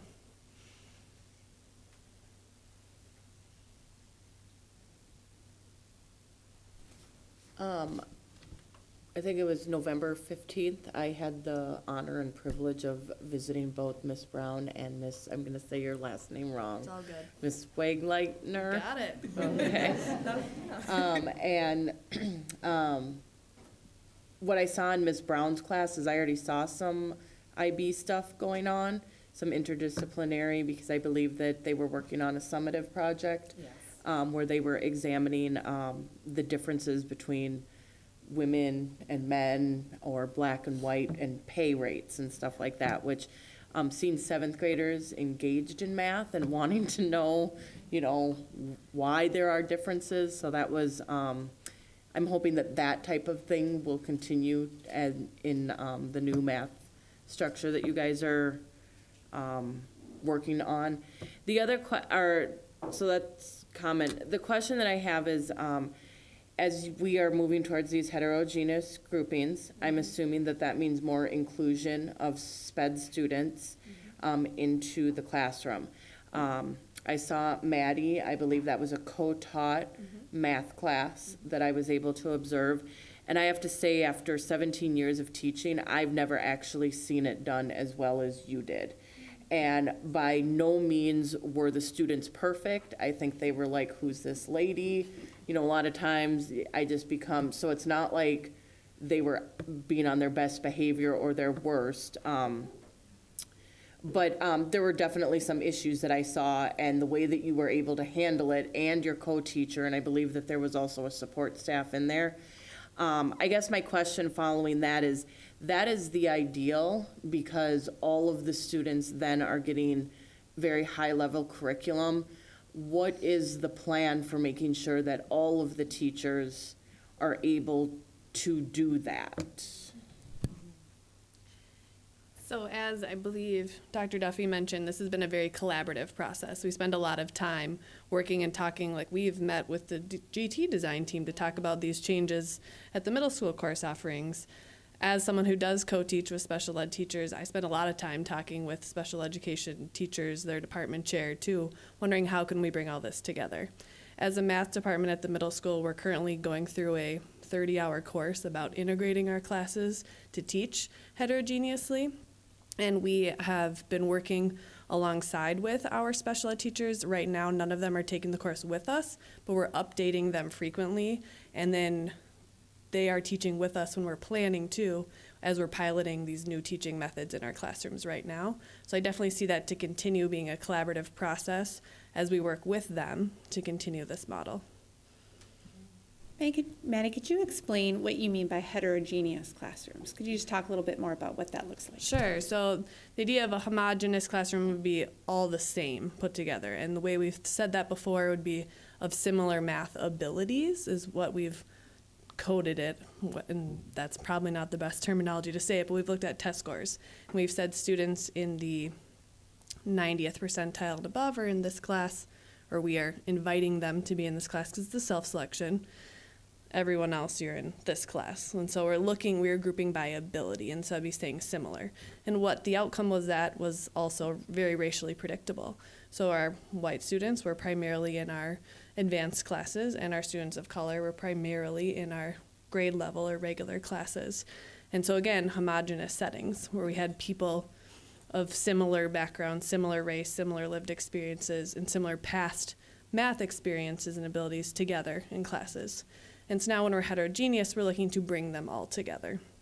So regardless of your past math experiences, your race, your background, we're going to bring you together in the classroom. And this structure of teaching is all about how can we leverage group work and make group work equal, where students are constructing their own learning together with their teachers as their guides to do that. And I think that you had talked about last time and then this time that the research really backs up that actually provides for acceleration of all students, regardless of what level they're coming into the class with. Yep. So even those students in the 90th percentile and higher actually have a better opportunity to advance their skills within that heterogeneous setting. Yes. Yeah. So one of my questions is, I think about my son being in middle school, and I think about things in terms of his schedule, and how does schedule play into this? And like if they're in this class and that class, and what kind of consideration it's going into that, because it feels like that's where some of the homogeneity, if that's a real word, comes from. So if anything, this is going to open the door for a lot more opportunities for scheduling. Instead of when you only have a very small number of students taking a class, that really locks in their abilities and their opportunities to take many different classes. So this will be very helpful for a student's schedule, especially when it comes to elective classes and other things like that. They'll have more options throughout their day, instead of if this is the only hour of advanced math, well, and maybe it's the only hour of guitar wheel drumming, then you can't take both. And so this will help that significantly. And as well, as far as, and that's the way our science classes and our individuals and societies classes are already scheduled. So it's very much so in support of kind of the rest of the way our middle school is structured and scheduled.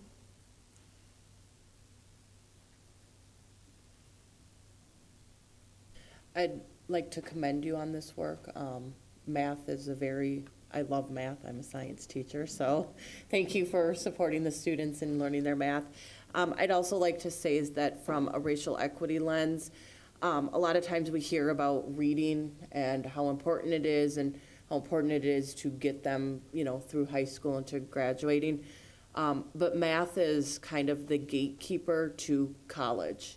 And if we are only getting our students to high school graduation and not looking beyond that, then we really aren't preparing them for, opportunities later in life. I know one of the GT teachers, I think in the presentation, was talking about us acting as gatekeepers, and I know that as teachers, we want to be a gatekeeper that always has the gate open. So once again, with the math, and I know that it is a complex beast, and thank you for taking it on, and for sixth grade being the first one to do that, I am very excited to see how that works, and then it continues to flow through our schools. All right, thank you all very much. We're very grateful.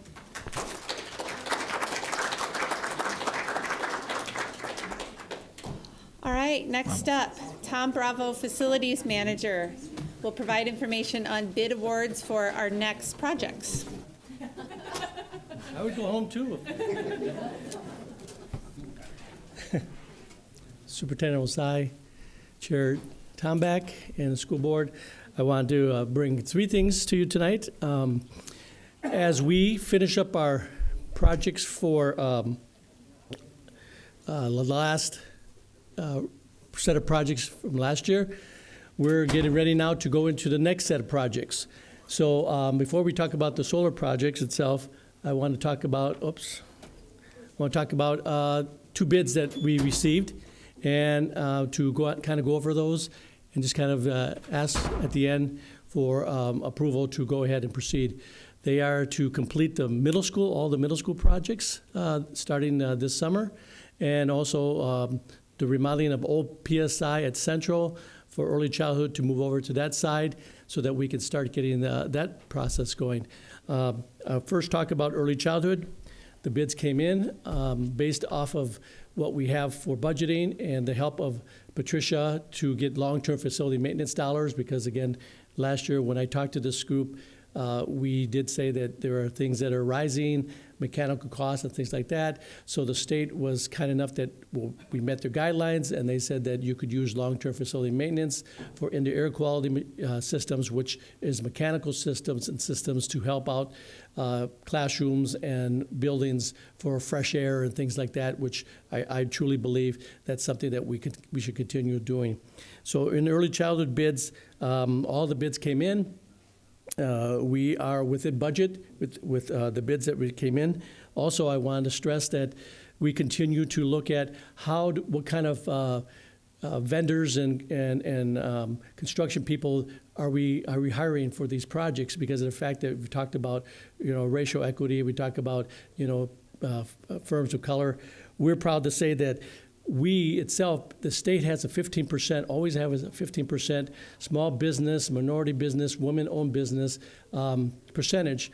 And in this project of early childhood, we exceeded that by 26%. What that means, again, is 26% of the contractors are going to be working on early childhood, either our small business, woman business, or minority business enterprise, and we're very proud of that part of it.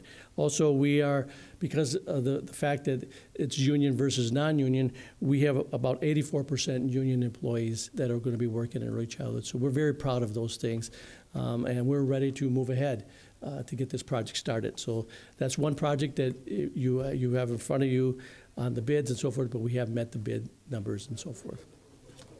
The next project is Phase 2 of the middle school. By the end of spring break, we will have Phase 1 done, which includes a new media center, 7 new classrooms, 2 shell classrooms for future growth, and just various areas of remodeling. Cooling will be done by the end of the summer. So I know that's a big topic of discussion over there. And we will also have other things going on for mechanical systems. This project also, because of the fact that we, with the help of long-term facility maintenance and in-air quality mechanicals, we do meet the budgets on this one. Also, we are well within the budget, and we have an SBE, small business, minority business, and women-owned business of 19%, plus 81% of unions are going to be working in this on this project. So those are the 2 projects that we are hoping that the school board will approve later tonight. There's some other bids that are out there right now that we have just recently received, but we have to review them, and that's for Peter Hobart's full remodeling, just like we did at Aquila and just like we did at PSI, and then Susan Lindgren. So we're going to be very busy. By the time this summer, a year from now, where we are, we're going to be about 3/4 of the way done with what we have said that we were going to do under the referendum dollars that this community is kind enough to give us 3 years ago. So we're almost there, and we have 2 more years left before we are 100% completed. So any questions on that part of it? Yeah. Not a question, more of a statement, that exceeding the state requirements on the diverse contractors, it seems like a common theme. Throughout this whole project, which is excellent. I love to hear it, and keep doing the good work. Keep spreading that wealth. Well, thank you. Thank you. Just to clarify, are you saying that when my son goes back for 7th grade, there's going to be cooling in the building? Yes, unless something comes up, yes. So we're excited about that. The units are there, and we're working very hard to get it going. Can you repeat those percentages on the women and minority and then the union? Sure.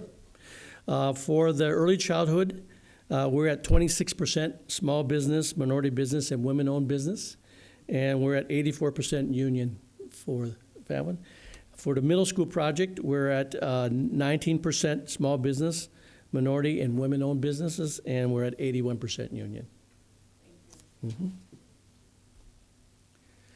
And we're under budget. And right? The bids we're on came budget. in. I wouldn't say we're on budget. We're on budget. We have everything. They looked right. a little under. Yeah, a little. I mean, the numbers looked a little under. You know, Let's again, just- it's one of those things that where you look at those and you want to make sure that, yeah, a little under for me would have been like way under, but we're on budget and we're doing very well. We are doing very well. So I don't know if we can we switch to this or not? I don't know. Maybe not. That's okay. So the next piece of the project, or the next piece I wanted to talk about is solar projects. But the reason why I wanted to bring this up tonight is that for 3 years, this has been a topic of discussion just because of the fact that, people are excited. They're seeing solar panels going up in other districts. They're seeing how do we get renewable energy, how do we get alternative energy and things like that. And I'm proud to say that, we're at the point right now that we're ready to move to the next step. But there are a lot of painstaking things that had to happen, and we wanted to make sure that, everybody understands that it wasn't that this district didn't want to get solar panels like other districts are doing and so forth right away. But we wanted to make sure that we had everything in place. And some of the things that we wanted to put in place again is when solar panels go on roofs, we want to make sure that the roofs are sound. We want to make sure that everything is taken care of so that we don't have to remove the panels at a time when maybe we have a leak or so, or maybe the age of the roofs. So with the help, again, with long-term facility maintenance and strategic planning, we're going to have about 75% of our roofs in the next 2 years recommissioned and repaired and fixed to the point where they're going to have a long life duration. There are some portions of our roofs, about 25% of roofs, that we would have to do full replacements. And now we have that plan. So instead of spending in this district, and this is a rough estimate right now, but instead of spending about $50 million to replace all our roofs, we're going to be doing it in $5 to $6 million and doing it the right way so that we're recommissioning our roofs and recertifying our roofs so that we have a long life after we start putting solar panels. And so I want people to understand that we really want to get this done, but we want to do it right so that we don't waste the money that has been given to us through the state and to the district and everything else. And we want to make sure that, you know, when I move on and so forth, that there's not going to be an issue with, well, geez, look at, we have to replace these panels and things like that. Yes. And one thing, Tom, that you cautioned us early on, we had great input from our students from the high school Roots and Shoots group, and they even did their own research on solar panels.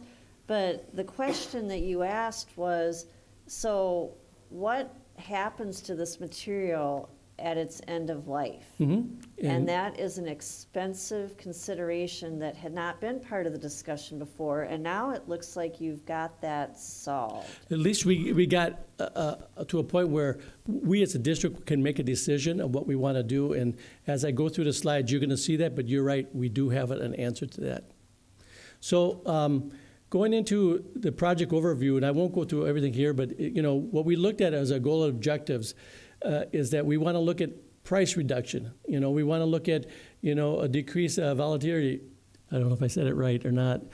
We want to look at price certainty, maximizing savings. We want to look at energy attributes, systems ownership. That's the part that I think, Karen, you brought up, is that, do we want to take the ownership of it? And this will give us the opportunity to say, yes, we do, or no, we don't. We don't want to take that ownership of the panels because in today's world, who knows what's going to happen in 25 years? So in today's world, just like, and the best example I'm going to give you is all these TVs we put in the districts throughout, you've seen them in classrooms. The old TVs, they're hazardous material. We have to pay to get rid of them. We have to somehow remove them and figure that out with bringing in the new technology. I didn't want that to happen with the solar panels because in many ways, it's considered in today's world hazardous material when it's done. So we have that in here. Also, to minimize counterparty risk. So we put all those in, and we were fortunate enough to partner up with a company that has been doing work for the district a long time, and the company's called Connect Energy. And they're in the audience right now. But they're the ones that they do a lot of districts, and they've helped us in this district, if you don't know, in saving energy to this point. And they helped us look at how energy consumption is used and so forth. So we're very fortunate that they came to me and said, we hear what your voice is, Tom, and we want to help you. And they were very helpful in putting a request for proposal that went out, and we got what we are going to be looking at today. So this is proposed. This is not a final, but this is proposed that when all our roofs are done and everything's done, this is how many solar panels can go up on our roofs. And if you look at it, there's a lot of solar panels. We are going to be one of the biggest leaders throughout all the districts in having this type of system. And just got to give you an idea.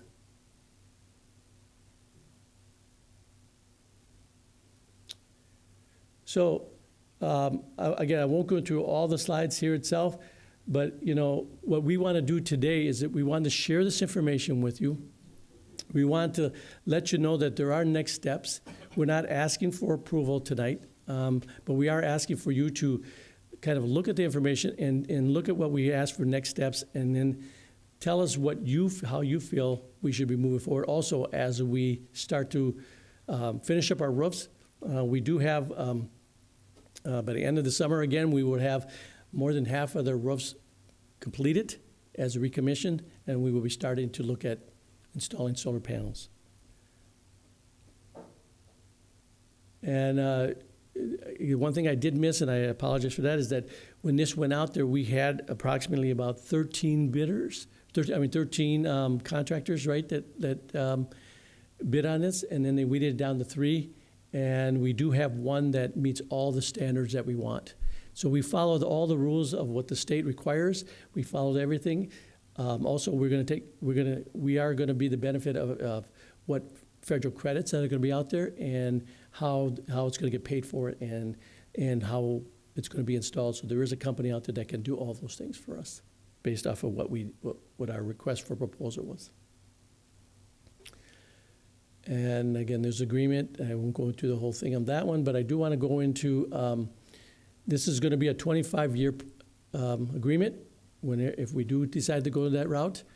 And that means that after 25 years, whether we have a choice again, there's an early buyout that we could buy the panels ourselves and then gain more energy savings, or continue going with this company. And then after 25 years, if the panels are no longer useful, we don't have the burden of paying for that cost of removal. So it'd be something that we need to, as a district, decide which direction we want to go towards. And of course, we have the environmental impacts. We are going to be generating quite a bit of energy with these panels. We are going to reduce our carbon footprint even more.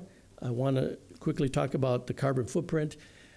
Everything that we're doing when the referendum was approved to date has all impacts of reducing the carbon footprint. We're very excited about the things that we've done, to sustainability, to cradle to grave of furniture, to carpet selections. It may seem funny that, why carpet?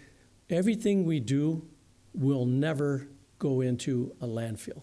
We do things that it's going to be reusable, recycled, and we're looking at the impact of those things. So we're very proud of that. We're very proud that we, as a district, have a design group that has a design based off of what our standards are going to be, and we have firms, contractors that are saying this seems like the right way to go, and we believe that too. So solar panels is just another way of reducing that carbon footprint that we want to be part of that in an agreement that we have.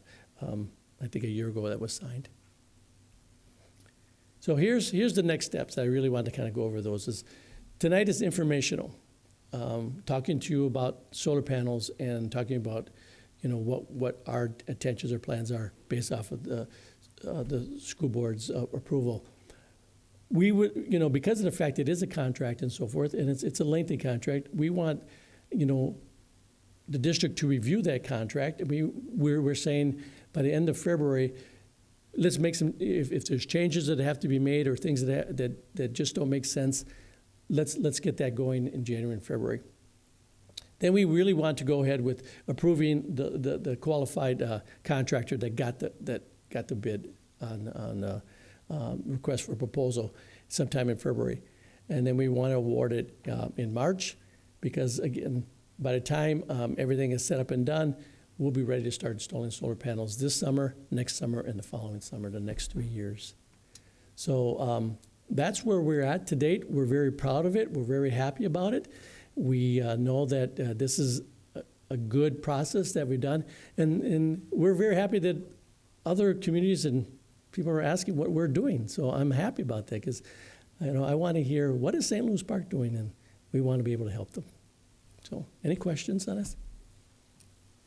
2 questions. I just want to make sure I understand the costing structure sort of generally. And so it says there's no out-of-pocket expense to the district. So we're not paying to put the panels on. We're paying essentially as we go for the electricity that the savings panels that we're getting. are generating, right? Okay, so we have it's like 9.5 cents per kilowatt hour that we pay for the electricity that the panels generate to pay for the service of having the panels. Correct. Okay. Correct. The company, and again, I'll defer to these guys if I miss something or say something wrong, is that they're benefiting from the savings. So we pay them for that part of it. So there's no out of pocket. But there's going to be a point when we would end up having to have paid for these already, the return on investment. And so that we need to, as a district, decide, do we want to reap the rest of the profit, or do we want to make sure that we don't have a problem at the end when we have to dispose of this? So we're in a good position where we can decide that. And if we decide, it's an example, we decide to take them early, buy out early, my advice would be is take that extra money that we knew that we would have to pay the contract and put it in somewhere so that we're ready when we have to dispose of them. So then the cost savings to us in the near term is that we are paying them less than we would be paying Excel for the same amount of electricity? We wouldn't be using as much energy from Xcel Energy. We'll be more self-sufficient, just because of the fact that, tell me if I'm wrong, I think we generate about 6 gigawatts, something like that. You know offhand? No. I just know that we're going to be cutting it in half. And then the other question I had is that I have solar panels on my house, and one of the best things about it is that we have a website where we can go and we can see like how much we're making right now based on what the weather is and what the what's turned on in the house and that kind of thing. So I was curious, from an educational perspective, is there going to be an opportunity for our students to be able to see any data like that? That's one of the advantages that we are going to do, is so that the students can, working with the science classes and things like that, to help them out on that part of it, yes. So my questions were around that cost also. So do we have an estimate on what the disposal would be? Because it has to be disposed of anyway. It's either our burden or someone else's burden. When I called Hennepin County for disposal, they gave me, and I can't remember the price I gave you guys last year. I think it was 46 cents a pound or something like that. So it's pretty big.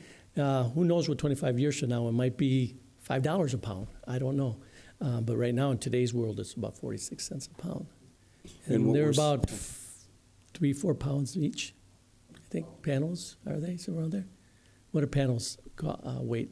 Do you know offhand? I don't know the exact weight offhand, but there's also value from recycling. There's a lot of copper, aluminum, and so on. Again, it's a 25-year look, but the owner of the project at that time bears the cost of removing them. And it's estimate that we save 64%. Is that what it was saying in there? Versus just going regular electricity? Yeah, if it's in the, I can't remember the whole thing, but I think we'll be generating 64%. Yeah, generating 64%. That's just half of what we're doing right now with Excel.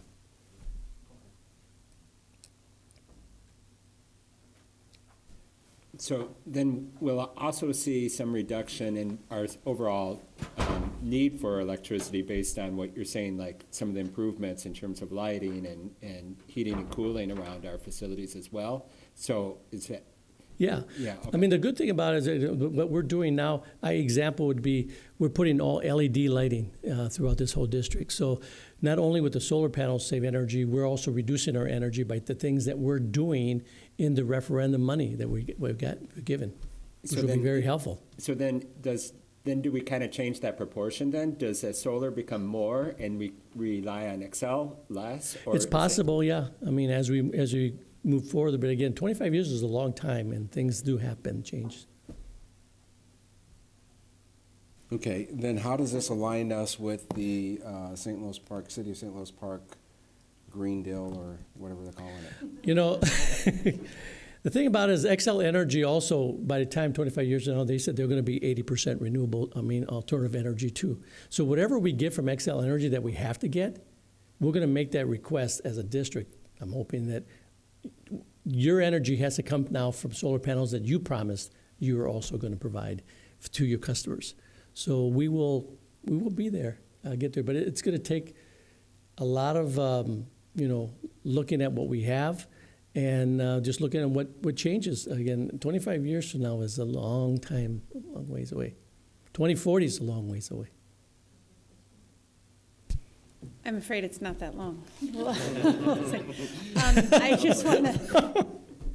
times move fast. I just want to put on the record that I would like to make sure that our attorneys are going to review any power purchase agreement Yes. that's mentioned in here before we all I were would too. to sign off on that. And then I want to acknowledge too that we have a couple of Roots and Shoots members here. You guys are keeping us honest and you're keeping us accountable, and I think that's wonderful. And so thank you for taking the time out of your schedules to be here on Monday night. And this is a little thing, but I wanted to highlight for you guys that there are no more plastic bottles of water sitting at the board table. We have finally, yes, put the order in that we are not wanting any more plastic to quench our thirst in this room. Bring our own. So that was an aside. But anything else? No? All right. Thank you. Thanks, Tom. Thanks, you. everybody else who came out tonight to help answer questions. Thanks, Roots and Shoots. Okay, next we are going to hear a presentation on school board compensation. Again, we are required to review the compensation of the board annually at this meeting, and so Superintendent Osai and Richard Pryor, Director of Human Resources, actually want to talk to us about that a little bit. Yes, good evening, Chair Tombak, members of the board. This evening, I'm just going to advance backwards. Okay, so this evening, the purpose of our presentation is to make a recommendation to the school board regarding school board compensation, and really just wanting to provide some context around our current reality. So the last time that the school board increased their compensation was 2016, and prior to that it had been 10 years in 2006 since that time that the board increased their compensation, and the lag in time and the inconsistency in school board compensation increases really created this situation in which, currently St. Louis Park Public Schools is in the bottom 50% of metro area school districts from a compensation standpoint. So even as we, look at this list in front of us, and with school districts that are some of the largest school districts in the state, some of the school districts that are similar sizes than St. Louis Park Public Schools, you'll notice that there's a great deal, there's a great range in school board compensation. But as I kind of zero in, for example, let's take Richfield, which is a similar sized district to us. Currently they are, let's say if we just took the chair in Richfield, and the chair in Richfield is making $6,600, which I would argue for the work that the school board members do is, that's a whole nother conversation. But that in comparison to what we're currently paying our chair at $5,100 is just not competitive with the same size type of school district. And ultimately we want to ensure that, we have a salary schedule that is supportive, but also is something that would, engage and excite people about this particular opportunity. And I would offer that currently our schedule does not allow for that. So as we think about this work, and as we think about us continuing, and you heard some of the work, this evening around gifted and talented and the math work, as we continue to deepen our strategic work in the district, that we just know that there's going to be a need for increased professional development for school board members, which is going to require more time. And, as I look, I see many of you often, multiple times a week at different evening events I'm at. So I'm recognizing that you're already stretched, and we're going to be asking you to do more. So I'm going to just pause for a second and allow our Human Resources Director, Rick Cryer, to provide a little additional context. Thank you, Superintendent. Board Chair, members of the board.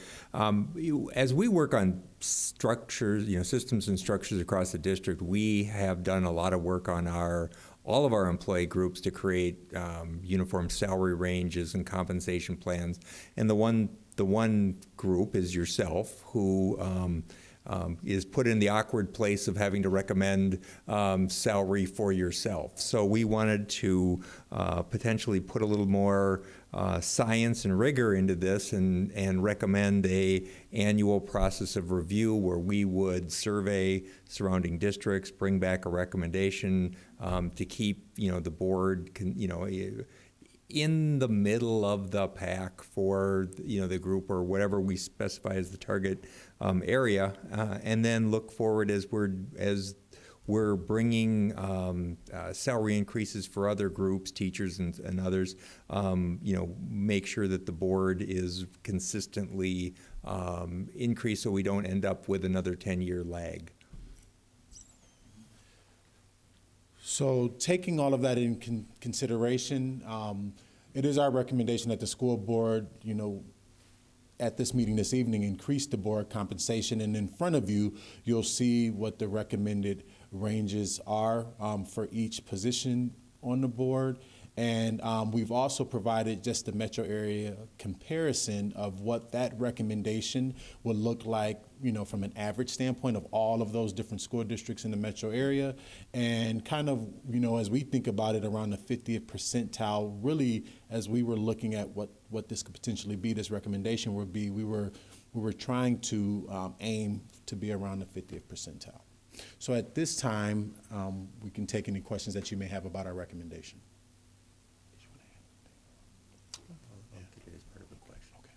I really appreciate the thoughtfulness that you've put into this discussion, because a few years ago, I voted against a pay increase for the board, and it related to, frankly, my white woman framework of this work is service to the community, to our students and our staff. However, as I have deepened my own understanding of racial equity in systems and structures and the need to have a board that reflects our community and reflects our students, I actually calculated my hourly rate when I ran for the second term, and it was about $5.67 an hour. So I can afford that, right? However, if we want to truly be an attractive opportunity for service, and we have a family who has little kids that need childcare and the number of evening meetings that is required, that $5.67 an hour is not going to pay the childcare bill. So then you're asking somebody to go deeper into their own pocket to pay for childcare to serve all of the kids in the community, and that's actually not right.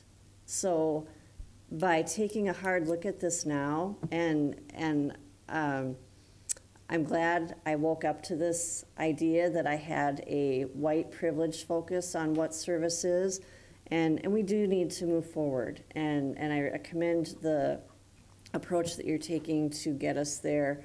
Unlike some communities, now Rochester, it was in the paper, they're looking at, in some roles for mayor and city council, 102% increase, and the community went wild.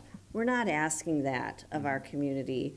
And I know why we took a pay cut a number of years ago, because we were actually approaching statutory operating deficit, and it didn't seem, this was before I was on the board, it didn't seem like a good idea for the board to take an increase when everybody else did have to take a cut. But we have fixed that financing piece overall, and it is time to look at this one. So thank you again for the work.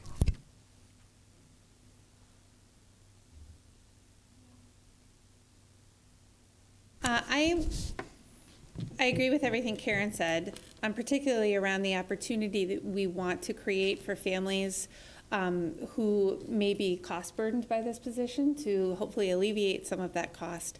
I wanted to point out a couple of things for folks who may be curious about what this is. So what you see of us sitting here 2 times a month at meetings is really only a fraction of the time that it takes to do this job. As Superintendent Osai mentioned, and as we'll be talking about actually in just a minute, we all have a variety of liaison roles that require us to attend additional meetings every month. We have, I think we can all admit to spending a lot of time answering emails, responding to emails, reading emails, preparing for these meetings, reading board books. And so it is a lot of work. And to Karen's point, it is really important that we create a system where it's not just wealthy members of our community who are able to do this job, because then this board is not representative of the community. And so I would please ask the public to know that when we make this vote tonight, and I would ask all of us to remember that we are not voting really, we are going to be the immediate beneficiaries of any salary that we receive, but we are making this vote on behalf of the institution of the school board, the body of the school board.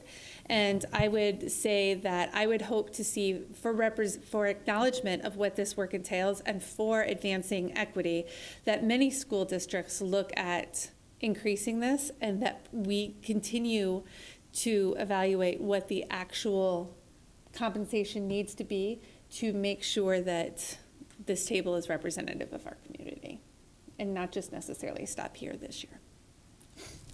Yeah, I was just going to mention that two things there. One is that, yeah, we're probably lucky that we elected officials aren't subject to minimum wage and overtime provisions. That's one. And the other is that this stipend used to be doled out quarterly. So it was, every 3 months there would be a fourth of this. And we're going to move this so that it's paid by, twice a month. So it's a more consistent payment along our regular payroll cycle. And that will certainly actually help, again, those people in the future or currently who need to rely on a more regular payment of this to help with household expenses that they may incur because of this position. I'm sorry, I just wanted to call out one thing too, that in this recommendation there is a change where the vice chair is actually, in previous years, the vice chair received the same amount as a director. And under this structure, there's the recommendation that the vice chair make the same as the clerk. And I think that that represents the additional work that the vice chair does do beyond a regular board member, in that the vice chair, in addition to needing to step up at a moment's notice to take over any meeting in the event that the chair is sick or ill or can't make it, the vice chair is also responsible for attending to everything around the superintendent evaluation, which is one of the most important roles that the board serves. And so the vice chair does a lot of work every summer and fall to compile that and organize that and make sure all of that happens. So I appreciate the fact that this recommendation does create an increase for that position. All right, thank you both.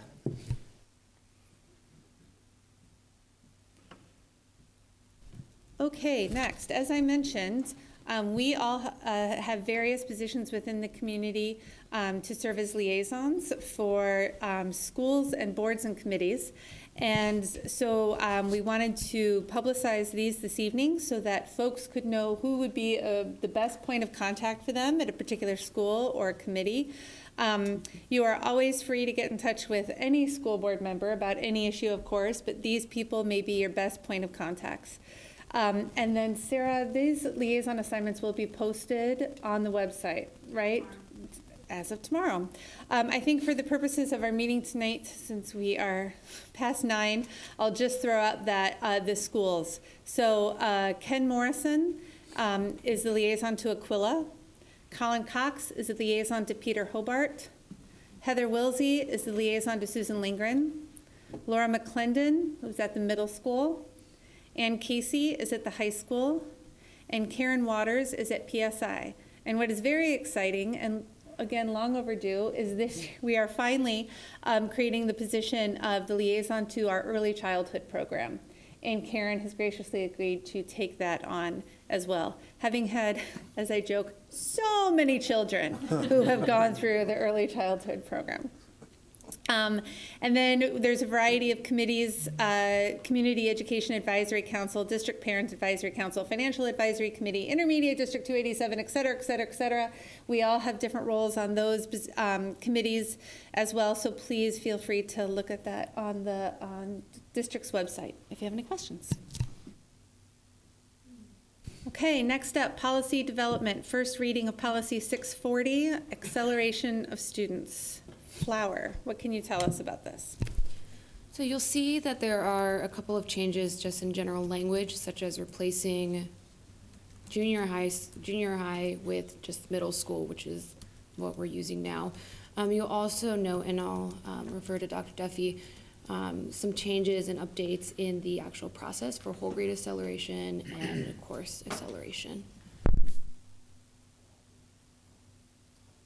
Yeah, so one of the reasons that we wanted to take time to look at this policy and procedure was because of the presentations that you saw earlier this evening.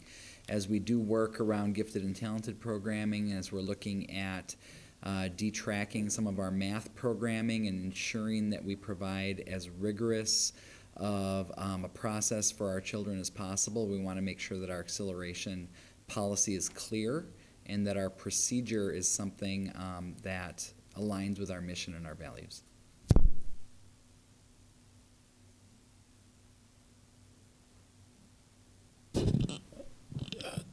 Chair Tomback, members of the board, one of the things that, as we were looking at policy 640 and several of the other policies under the 600 series, we've just been doing some research around 600 series policies across the metro area, and we are recognizing that for some reason in St. Louis Park, in many instances, we have 2 to 3 times the number of 600 series policies. And one of the things that I would request of the board at some point is for us to take a long, deep look at what that's about, and if the policies that we currently have are serving their necessary purpose, and if there are some things that we can do to create efficiency, so that the policies that we have are truly meaningful in helping to guide the work of our organization to meet the strategic direction of St. Louis Park Public Schools. Does anybody have any comments or questions then on 640? Colin? Just clarification, Superintendent.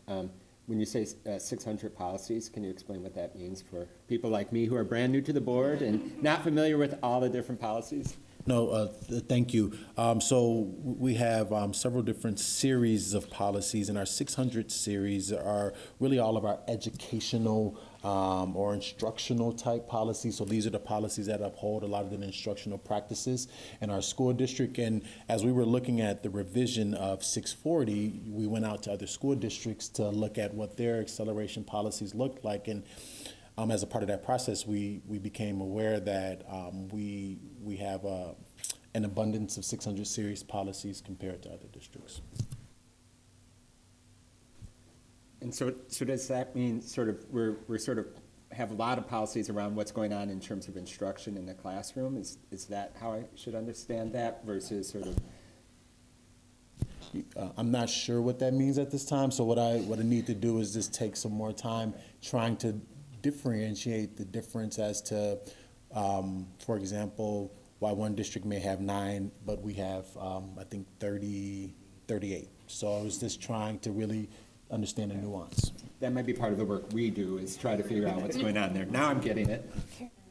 And just to clarify a little bit, so we have policies that are mandated by the state and mandated by federal government, and we have our own policies. And so they're numbered in series, like the 1000 series is one topic, the 2000 series is another topic, or 200. And we try to follow what's called Minnesota School Board Association policy standards and guidelines. But because we believe in local control, we take a look at those policies and we adapt them to what we believe is the ethos of St. Louis Park public education. However, there was a chunk of time where we were not paying attention to our policy review cycle. And as we looked at our strategic plan and our core values and our strategic delimiters, it became clear we were not looking at policies in general in a timely enough fashion. So we created a plan to put them all on a 3-year review cycle, and with the help of Superintendent Osai and myself and Nancy Gores and now Chair Tombeck and Flower, we can streamline the process and be much more efficient in the work, because one of my longtime goals has been that we look at these policies because they represent system and structure and implementation. The hard work that we need to do, and this is where our upcoming professional development will be coming in, is how do we really look at them from the lens of racial equity and how these policies impact each and every one of our students. We know these policies serve the majority of our white students all the time and have for decades. Now it's our task as a newly convened board to look at these policies and dive deeper and do the work to make them effective for all of our students. I think that's I wanted to get back to this policy in particular and just say that I think that the revisions here are excellent, and in particular, related to what Karen just said and related to the conversation we had earlier with the GT team and with the math team, is that one of the substantive changes here is to say that we use, instead of a very specific score on a specific test, which is named in here, we've stricken that, and it says using multiple data points as a guideline for discussion, and that just gets back to that multiple pathways, that piece that we were talking about earlier. So I want to sort of uplift that as a substantive and important change to this policy that we've already seen. And then along the lines of our 600 series, I just want to ask then very specifically, would it be typical for a district to have an acceleration policy like this? I have not found any other districts in my limited research that has a policy like this. Okay, so I think that's something for us to look at then before we come back to a second reading. And then I don't mean to put anybody on the spot here, but do we have any sense of how many times we have used or relied on this policy in the last few years for any students? I think that would be, I would be interested in knowing that as well. How often are we asked to accelerate students a grade year, if at all? I don't even, I'm looking across the whole table here and I don't even know who the right person is to answer that question. I know of one family personally that requested it and implemented it. I know of one family personally that requested it and had to implement it. And by the way, they had to pay for their own battery of testing to prove the move to the next grade level. So like I said, we've got system and structure that don't necessarily serve all of our students. And you have more to say, Patrick? Oh, I was just going to say, right before winter break, we engaged principals during one of their meetings in a conversation about this. And they had numerous anecdotes over the past decade and really found that each situation was unique. There were sometimes children who were new to country, multilingual learners who were able to accelerate into a grade level that was beyond where they were because of their international schooling experience. But sometimes because of the limitations in the policy, we weren't able to do so. It seems like there are very few. I'm aware of one request this year. It's much more common for us to have a request for a course acceleration rather than a full grade acceleration. Okay, anybody else? This is some good food for thought for us before a second reading. Okay, thank you. Okay, next is the consent agenda. Is there anything that anybody would like to pull off of the consent agenda? No? Okay. Is there a motion to approve the consent agenda? So moved. Moved by Ann. Is there a second? Second. Second by Ken. All in favor? Aye. Passes 7-0. Okay. On to the action agenda. Bid award approval. It is recommended that the school board approve the bid awards for the middle school and early childhood construction projects as presented. Is there a motion? I'll move. Moved by Colin. Is there a second? Second.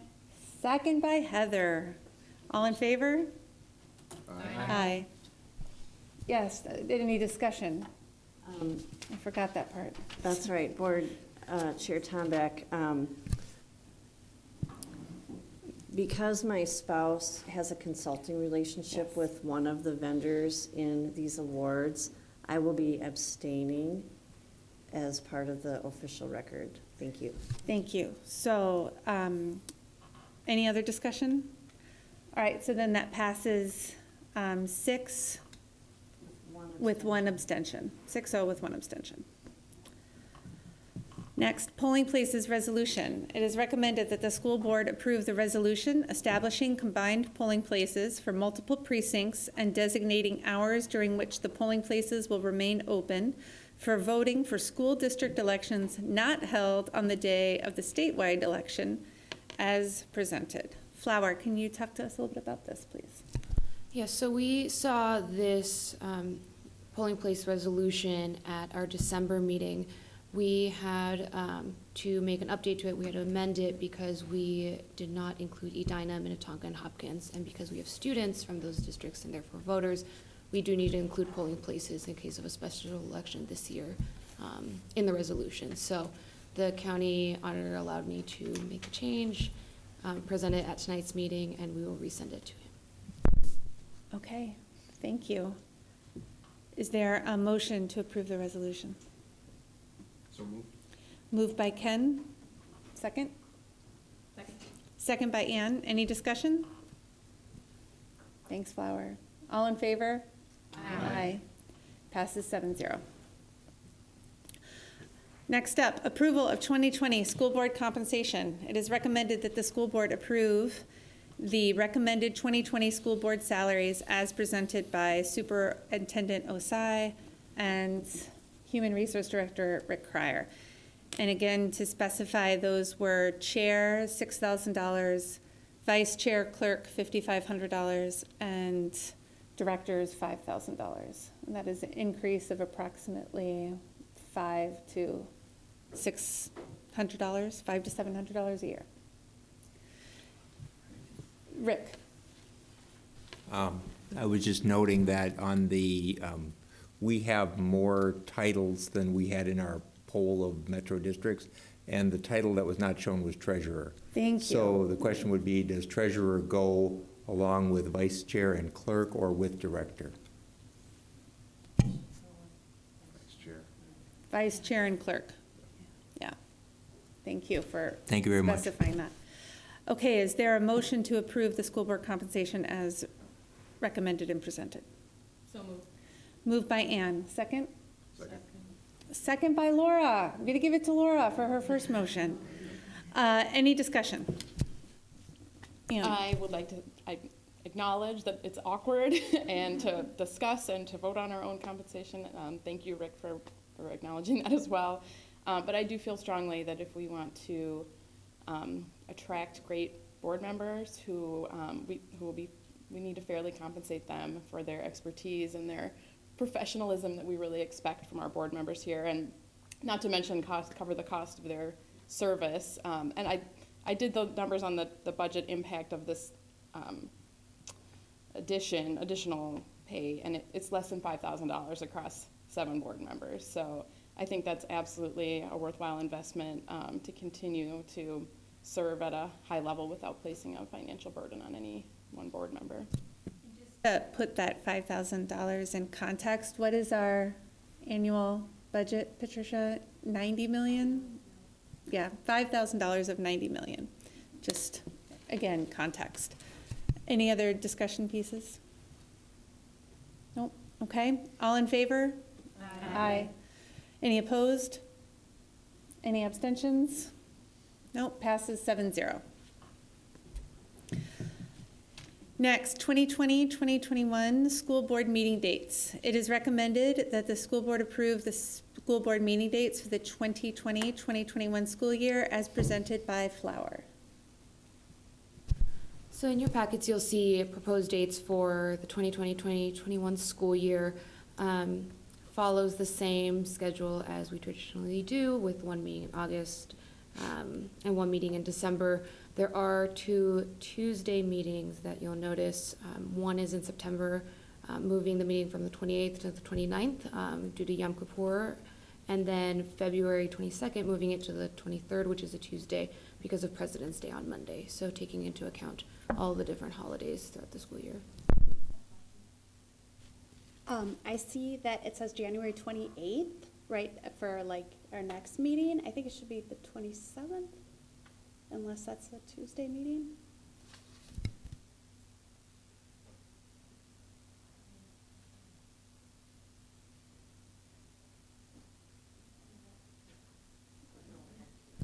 Right, like 2 weeks.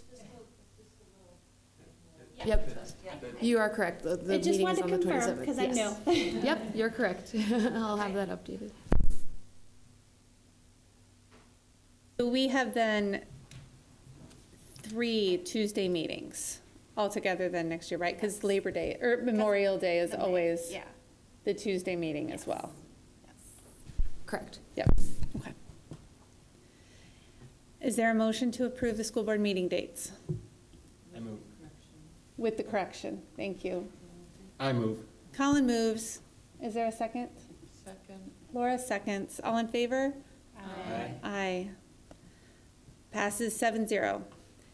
It is recommended that the school board approve the recommended 2020 school board liaisons as presented. Is there a motion? I move that it does. Ken so moves. I'll second for you then, And Ken. Heather will second. All in favor? Aye. Aye. Any opposed? No, passes. 7-0. Communications and transmittals. You had your hand up first. All right. So one of the things that Chair Tomback had asked for in preparation of this meeting is that board members be prepared to talk about the liaison roles during communications and transmittals. And so I had the pleasure of attending the Twin West St. Louis Park Business Council meeting with Superintendent Osai on Thursday from 7:30 a.m. to 9 a.m. at Citizens International Bank. It was really interesting. I got to meet Shannon Fall, the executive director. It was a group of 14 white people, 3 people of color, 10 men, 7 women. These are all mostly business owners in the community, working together to grow their businesses and keep our community strong and vibrant. I was particularly struck by the deep willingness of the members of the Twin West Chamber to work with us in partnership and collaboration for opportunities for our students, whether it's field trips or participating in the job fair or creating projects such as the REM 5 field trip experience. So it's going to be great to meet these people on a regular basis. The second meeting I attended was tonight, my first Early Learning Advisory Council meeting at 6 o'clock at Central. I got to meet that board. It's a great group of people who work on creating dynamic classrooms and enrichment opportunities for our littlest learners. So I'm really proud to be part of that group, and it'll be great to continue to meet with them. So that's my report.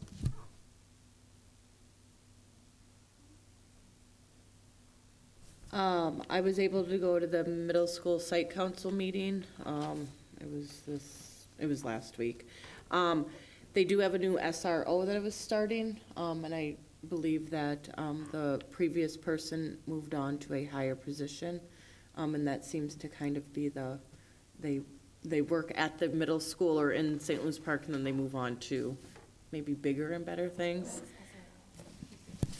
SRO is the school resource officer, so they had a new one that started. There was also lots of conversation around the start and end time, and I know that they have a task force, and they are also working very hard on that.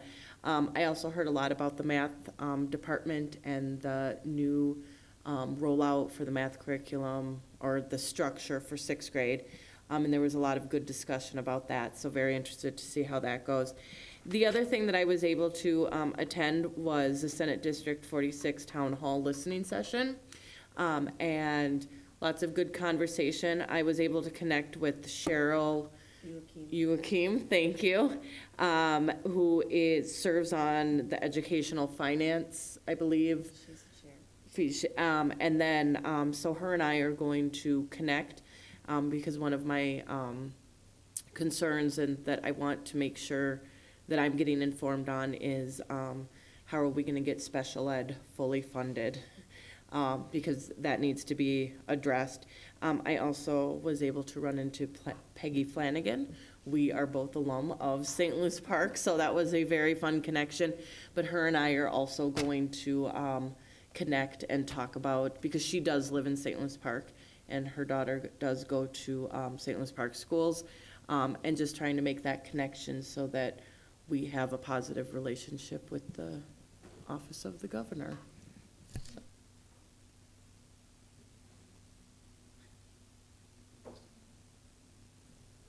I did not have any meetings last week. There's a couple this week and the following, so I'll give it later. Likewise, I'm going to be attending a Peter Hobart PTO meeting coming up, and I'll share more after I hear about that. I have 3 things to share. One is that I sit on the Association of Metropolitan School Districts, which is a group of, I think, about 41 metro school districts. Aston and I attend those meetings. And last week, one of the topics on the agenda was on vaping. And I would highly recommend going on the AMSD website. It's amsd.org, and looking under the board meeting materials and just reading the slides. All of their slides are out there available to the public. It was a very interesting presentation, and I want to especially thank Superintendent Osai and a community member of ours, Paul Danasich, who were instrumental in finding the presenters and connecting them to AMSD to get those to get this presentation, because it was a valuable presentation, and I think a lot of great conversation happened. Mary, you have I just have to say, I encourage everybody to go look at that presentation, if for no other reason than to look at the pictures of what vape pens are. There are vape pens that actually just look like USB ports. And my husband and I had no idea. So if you have a middle schooler, high schooler, anybody, just go look at those pictures just so that you are informed. I totally agree. Again, it's on amsd.org under the board meeting materials for the January board meeting, and it's the presentation on vaping. Secondly, I also am our representative to District 287, and we have started up again for the 2020 year just as well. And just a fun update is that there's been a promotion in Superintendent Lewandowski's cabinet. Ben McGrath, who has been a staff member there. He was a principal on special assignment, has now become the executive director of school and student outcomes, and he is a Park grad from 1993. He told me that last week. So congrats to Ben McGrath on that. And then finally, my last action as a Where's Lisa? As a SEAC member, I'm going off of SEAC, but I would like to plug a SEAC event that's happening next week, the Heart of the Manor Community Discussion, a primer, Wednesday, January 22nd at 7 in the Lenox Community Center cafeteria. And it is learning about the new system. We have a primary for the first time. We're also having caucuses. What's the difference? Why are they both important? And so we're going to have a speaker from Michael Wall from the Office of the Minnesota Secretary of State, who's an amazing speaker. He's a voter outreach specialist. And then we also have someone from the St. Louis Park City Clerk's Office and someone from the St. Louis Park League of Women Voters. So it's going to be a great panel.